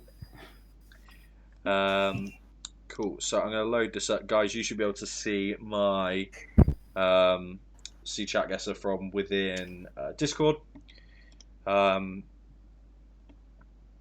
what we tend to do, I don't know if you've caught this bit of the podcast before, we give the guys in the chat about 30 or so seconds just to get a guess in, and then we have a quick talk about the location and why we think it is where it is. Then we'll make our guesses and go from there. So just hold on just for a moment while the other guys get their guesses in before we start to talk about it. So let's go over to Chat Guesser. That's not the right one. It should load up in just a second.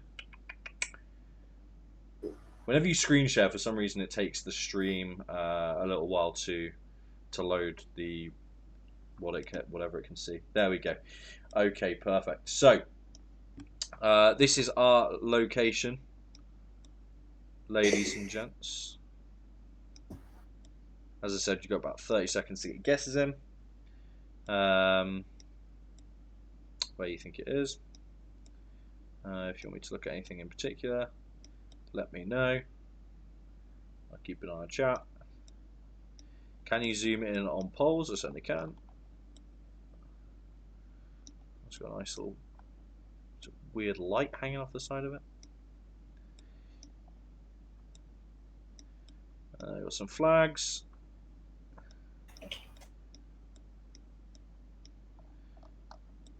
More poll zoomage.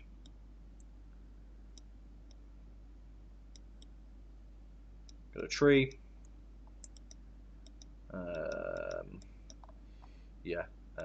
That's pretty much everything. So I'll give you guys,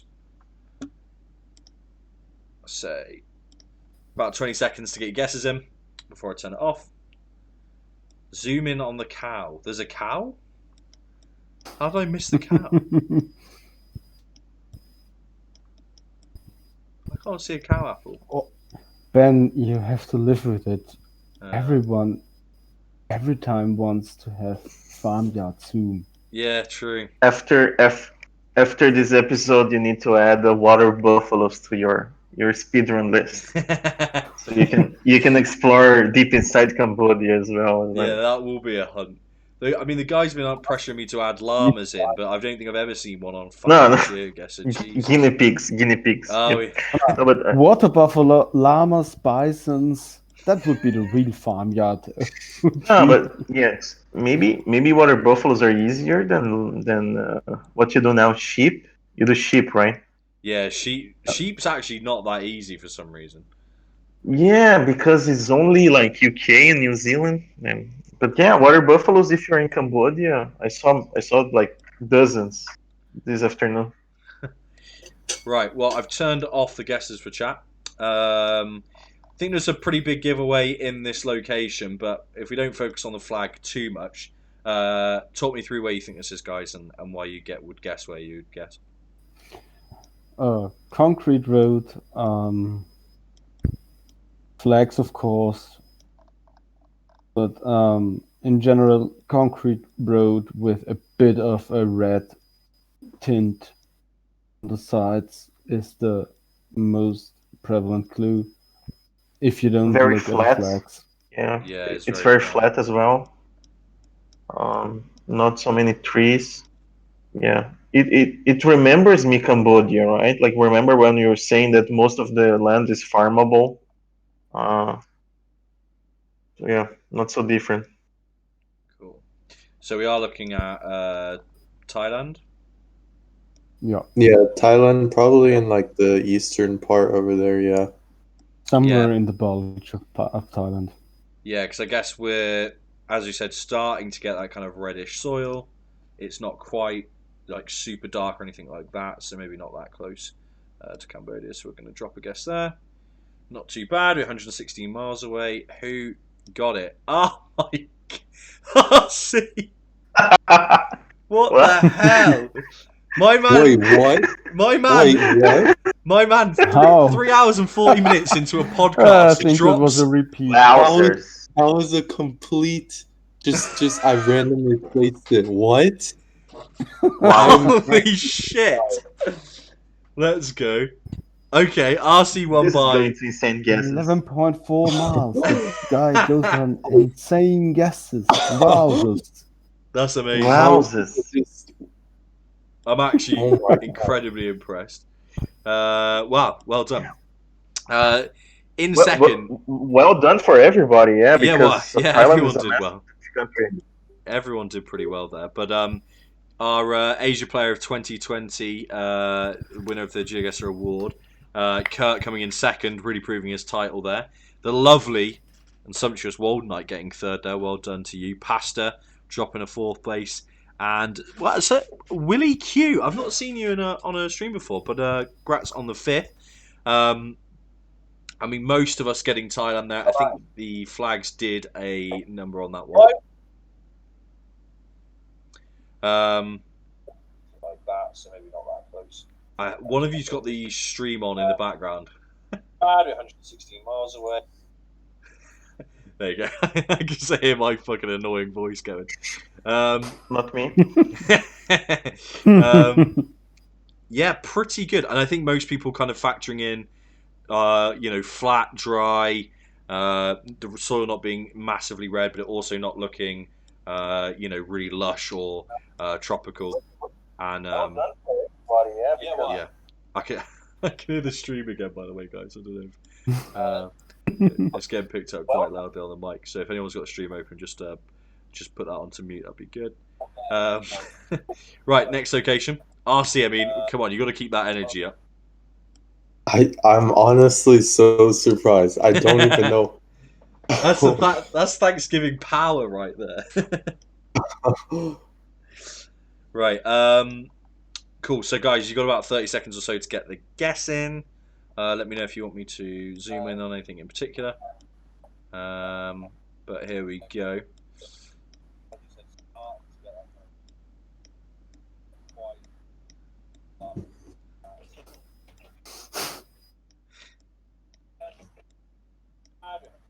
I could. Wait, who actually has the stream open? Because I can still hear myself. I have it open, but I have it muted. Wait, do I have it open? No, I don't have it open. Jesus Christ. Hey, this is Sweden, isn't it? This does look very Swedish, yeah. Politics says this is weird for me. I mean, I'm going to be honest. I'm not getting any vibes. Zoom on the poll, please. Zoom on the poll. Here we go. That's one. Got this kind of building in the river here. Obviously, the car The red car. is white. It's dashed lines. Yeah, not too much to go off here, really. Yeah, What kind does of the red car say? a plain location. Right, give you guys 20 seconds. Get your guesses in now if you've not done them already. Ed, yeah, this the danger of this podcast is the guessing portion. When we've lectured everyone about where to go, you got to get it at the end. When we did South America was particularly tricky for that. We had the locations we ended up with were so trolly in the end. Right, that's been about 20 seconds. So I'm going to turn the guesses off. I'm going to be honest, guys. I have absolutely no idea. Me neither. I think this is like I don't know. I actually don't know. I was going to say I don't know. I was going to say like the top of Malaysia or something. I don't know. A completely random guess from my point. I went peninsular Malaysia as well. Okay, interesting. Yeah. Yeah. So I guess think I should have gone northern, like maybe close to the Thai border. that's what I did. Yeah, I regret my guess because I went kind of I near regret Johor, everything because but well, I'm going to drop it there. That's where I wanted to guess. So we'll see. Fingers crossed. No, nowhere near. Wow, who got it? Who got it? Oh, pasta. Well done. Jeez. What a guess. 4,000 points. Incredible. You killed it. You smashed everyone else. The second closest. didn't look like tropical trees at all. The second closest was very close to Brunei. okay. Yeah, Yeah, what an interesting location. A lot of people thinking it's the Malaysia. Yeah. Brunei pine meta. Damn. Pasta. I mean, any completely random from your point, or is there anything that you saw in there that you think that we might have missed? Because that's a really, really good guess. I mean, well, and you too, Kurt. You had the intuition. Yeah, you got Borneo, so I mean, it's not bad at all. People in the wrong point, the country getting more points. Well, that's the way it goes sometimes. I guessed far northern Philippines because I didn't saw any palm trees or tropical trees. Mm. Yeah. But I got that's a fourth random with location. 600 points. Yeah, Damn. Yeah, hard good. round. Palm oil trees look very Borneo. Look weird Malaysia, sorry, in Sabah. Okay, interesting.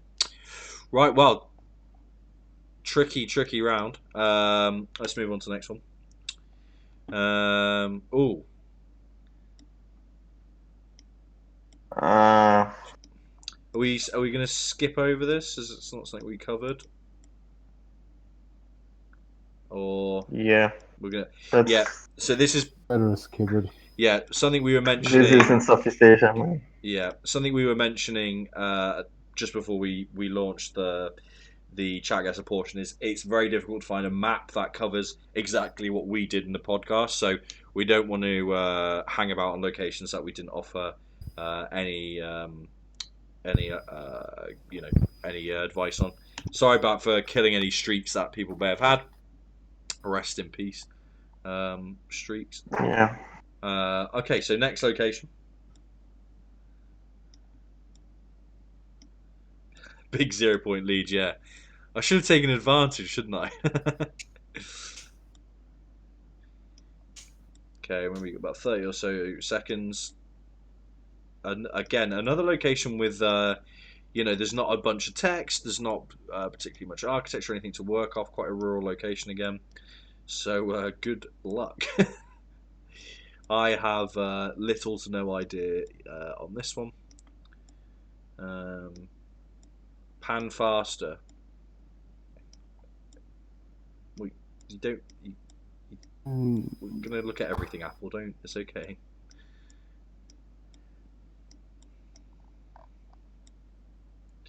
There really isn't too much to look at here. So I'm gonna say 10 seconds or so for those faster panners in the chat. There you go. Could be also skippable, but yeah, I thought that might be the case, but we'll see. Yeah, but I don't guess there, so let's just see. Cool. Right, guys. Where obviously when we're mentioning it could be skippable, I imagine we're referring to Sri Lanka in that case Definitely. Could be, yeah. as a potential. I mean, if it's not Sri Lanka, is there anything here that would that point you in any other direction at all? Yeah, Cambodia because of the white car, but Yeah. it's pretty mountainous and tropical. It can also be Thailand I want or a Thailand. random Indonesia I think it's a location. concrete road. Yeah, because I guess it is covered a lot by the kind of droppings from the forest. But yeah, you're not wrong at all. I don't think, Arcee. Also, there's like these weird trees by the side of the road. They kind of feel like Thailand to me, but I might be wrong. I don't know. Okay, interesting. Yeah, that's where I went because Thailand also has every single fucking car. So we've got two people in the chat, Politics and Kurt, both saying Philly, which is interesting. I'm going to go. I mean, I really didn't have a strong feeling, so I'm going to drop Thailand. We'll see what happens. It was the Philippines, and the Panay boys coming through with a Waldy and a pasta guess. Fucking Panay, yeah, exactly. You can't. I tell you cannot go wrong with this bloody place. That should have been the entire episode. Panay, every guess, and just keep your fingers crossed. So I mean, how much of a dice roll was that location? Really, there was a lack of information there. I know a couple of people got Philippines. Well, at least 7 people got it. Do you think this was that on your radars? What's the thoughts on this one? Kurt was right in what he said. It is a concrete road, and in Thailand, you wouldn't have the white car like that, the full white car. Right. Okay. Yeah, I didn't think about that, but yeah, that's true. Interesting. Okay, and then that was what pointed them towards the Philippines. Okay, interesting. Well, congratulations, Waldy, Pasta, Kurt again getting a good score. Politics is up there. Gigsland dropping the right country, as did Apple and the legendary Lefty. And then Calzone doing the best of the Neeks that didn't get it. Difficult location again. Yeah, right. Moving on. Fingers crossed this is not a skip.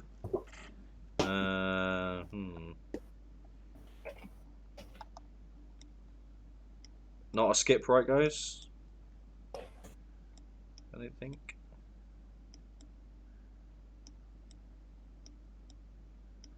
Okay, I'm assuming not. Okay. This location. This is the car.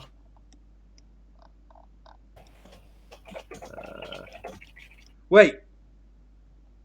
What's this thing here? It's an animal of some I think it's a buffalo. Yeah, it's a water buffalo, yeah. Quick! Or we call them WBs, yeah. WBs for sure. Yeah, rhinoceros. Yeah, thank you, Calzone. Don't know when this coverage from, but this lad's prepared for Rona, so fair play to him. Got some more kids playing about up here.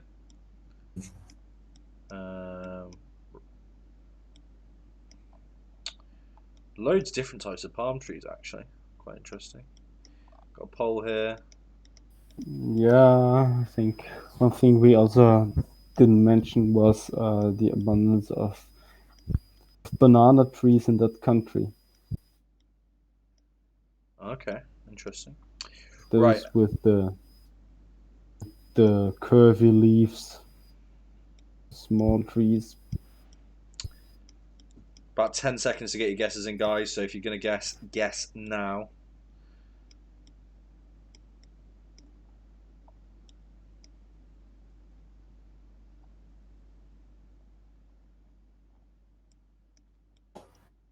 Okay. 3, 2, 1. Turning the guesses off. Okay. My brain's wiped, so I have absolutely no idea. Talk me through it, guys. I think it's Philippines again. It's Okay. the white car again, and Exactly, there's a and lot the of different abundance trees as well. abundance of banana trees. Yeah, Right. I feel like you get those a lot more in Philippines than any other Southeast Asian country. Okay. And I then the went Philly, palms but I aren't have oil no palms. idea where. The palms aren't oil palms, and they're just like these like normal palms that you get a lot in the Philippines. So Yeah. yeah. Yeah. That makes sense. Okay, Philippines as well. We'll drop the old Todger. Anywhere in particular? I mean, you know where I went, obviously. Play roulette. Panay it is. I went extreme south here, just a wild guess, Okay, it's taking a little while to load in here, as it does. which didn't pay off. Ooh, no one getting the island, but politics pulling in the top score there. Well done, 4,180. RC not too far behind. The Panay boys. 90, me, Disgusting. Pasta, RC. Oh, there we go. There's Wilsonia in sixth. Ed, where did you drop? Well, Ed did not fuck about. Very Yeah, ballsy I guess. don't. I don't hedge. I He don't doesn't hedge. hedge. Yeah. Yeah, he goes for it. Didn't pay off I this don't. time. I don't think there's coverage. Yeah, I don't think there's coverage on this island. So what? Oh, okay. Um, But it's 6 a.m. Give me a break. yeah. And he's been talking for 4 hours, so we can definitely give him a break. Yeah, I mean Philippines. Obviously mentioning the banana meta there as well. Very kind of tropical looking. Yeah, interesting. Interesting location. Yeah. Not that I would have got it because my brain was not kicking it. Um, let's have a look at the summary. Obviously, we didn't play all the locations, so the top scorer was Pasta. Congratulations, taking it home with 17k in 4 locations. Second was Asia Player of the Year, Mr. Kurt. So it's nice to see him up there as well. Politics scoring very well as well. Apple doing pretty well as well. Congratulations to you. Waldy coming through. You can't go wrong. RC is up there as well. 90 in the top 10. I'm in the top 10, as is Gigs and Wilsonia. So, yeah, well done to everyone who did pretty well. Pastor didn't even watch the podcast. Yeah, well done. Amazing. Yeah, shame about the seed, guys. I'm really sorry that we had to skip some locations, but it is what it is with this particular map. What I'm going to do is I am going to call the podcast here at the 4 hour mark. It's very, very, very late. The guys have been giving up a huge amount of their day. Remember, it is Thanksgiving. Remember, it is 6 in the morning for Ed. And not, the stream is one thing, but they've been putting in a ton of work behind the scenes as well to get this put together for everyone. So, yeah, this is them giving back to the community. This is me giving back to the community for all your guys' support. We can't thank you enough for everyone who tuned in, everyone who's still here. Always, guys. Always. Yeah, really, really appreciate it. So we're just going to move on to shout outs before we let the guys go. First and foremost, I want to say, Ed, thank you so much for being a part of this. The guys mentioned your name as soon as we started talking about SEA. We wanted to get you involved, and you were more than accommodating and put so much work in. So a massive Yeah, thank you for that. Nice. Thanks for having me, guys. It was a pleasure to do this. It was very fun. And yeah, even though it's 6 a.m. here, I'm like very tired. Yeah, it's a very fun night for me. Thanks for having me again. Brilliant. Yeah. Well, I look forward to seeing you in some future streams. I know the time I stream doesn't always match up for when you're about, but it's always nice to see you. See you in chat and have you about. So really, really appreciate it. And yeah, thanks for being a part of it and helping out as much as you did. Thanks. Cheers. RC again, an absolute legend. Took time out of his Thanksgiving to be here with us today, which is you can't ask for much more from somebody. I really, really want to promote his YouTube channel. I'm hoping most of you are already subscribed to this as it stands. Incredible channel video you put up 2 days ago. RC, Yeah. what's that one all about? Oh yeah. I had a stream like 3 days ago, was it now? And one of the things I did on stream was a 50 country streak, and I did it in like 9 minutes 18 seconds. So yeah. Jesus. Okay, there you go. You know, there's you can't fault the guy. He's just so fucking good at this game. So please make sure you subscribe to his YouTube channel. Really, really good content. Yeah, and obviously you streamed the other day as well. Any plans for any upcoming streams at all? Not sure if I'll stream anytime soon. I'll have to see. Okay. I don't know. Well, the Yeah. best way to know whether or not RC streaming is obviously to be following him on Twitch. Go click that link, go drop him a follow, and go watch his lives. His lives are really, really good. We were tuning in the other day and we're having a bit of fun going through some world records and seeing what we could do. So if you want to go to a stream where all the pros like to hang out, that is the place to be. So definitely check out RC. Thank you very much again, RC, for all your time. Thanks for having me on. Brilliant. Well, last but not least, I can't believe we're here to say this. Nighty, active again on YouTube after 4 years. What's going on? What happened? Well, I've just thought about doing a few videos again. And why not? Yeah, Uploading it for the people. why not? Yeah, 100%. If you are not subscribed to Nighty's YouTube channel, you have to literally question what you're doing with your life. Very much like RC, one of the best players in the world at this game, and the content is next to none. 2 videos already in the past couple of days, so plenty of stuff going on here. Definitely worth checking out. He needs way more subscribers than this. So I know there's more of you out here, so please go and sub to that. Go watch your videos. Go leave amusing comments. Please go support this guy. He is in legend tier. And thanks, Ben, again for the podcast. No, I appreciate it. You guys have been massive amounts of help. As always, it's been a pleasure to have you all. I'm going to let you go. We've been on this call for a very long time, but I appreciate every minute with you guys. And have a wonderful rest of your evenings or mornings if your name's Ed. It was great fun. Until next time. Cheers, boys. Have a good one. Bye. Bye. Yeah. Good night.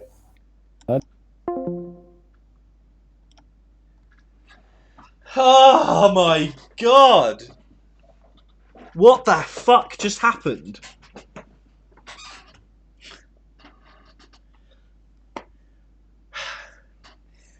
I said it was going to be a long one. I underestimated how long it was going to be by just a bit. There's so much to talk about in these podcasts. But it is what it is. I'm feeling it. I haven't done a 4 hour long stream for a while, and I really appreciate the guys' support. Global gauntlet time. How about you global the fuck off?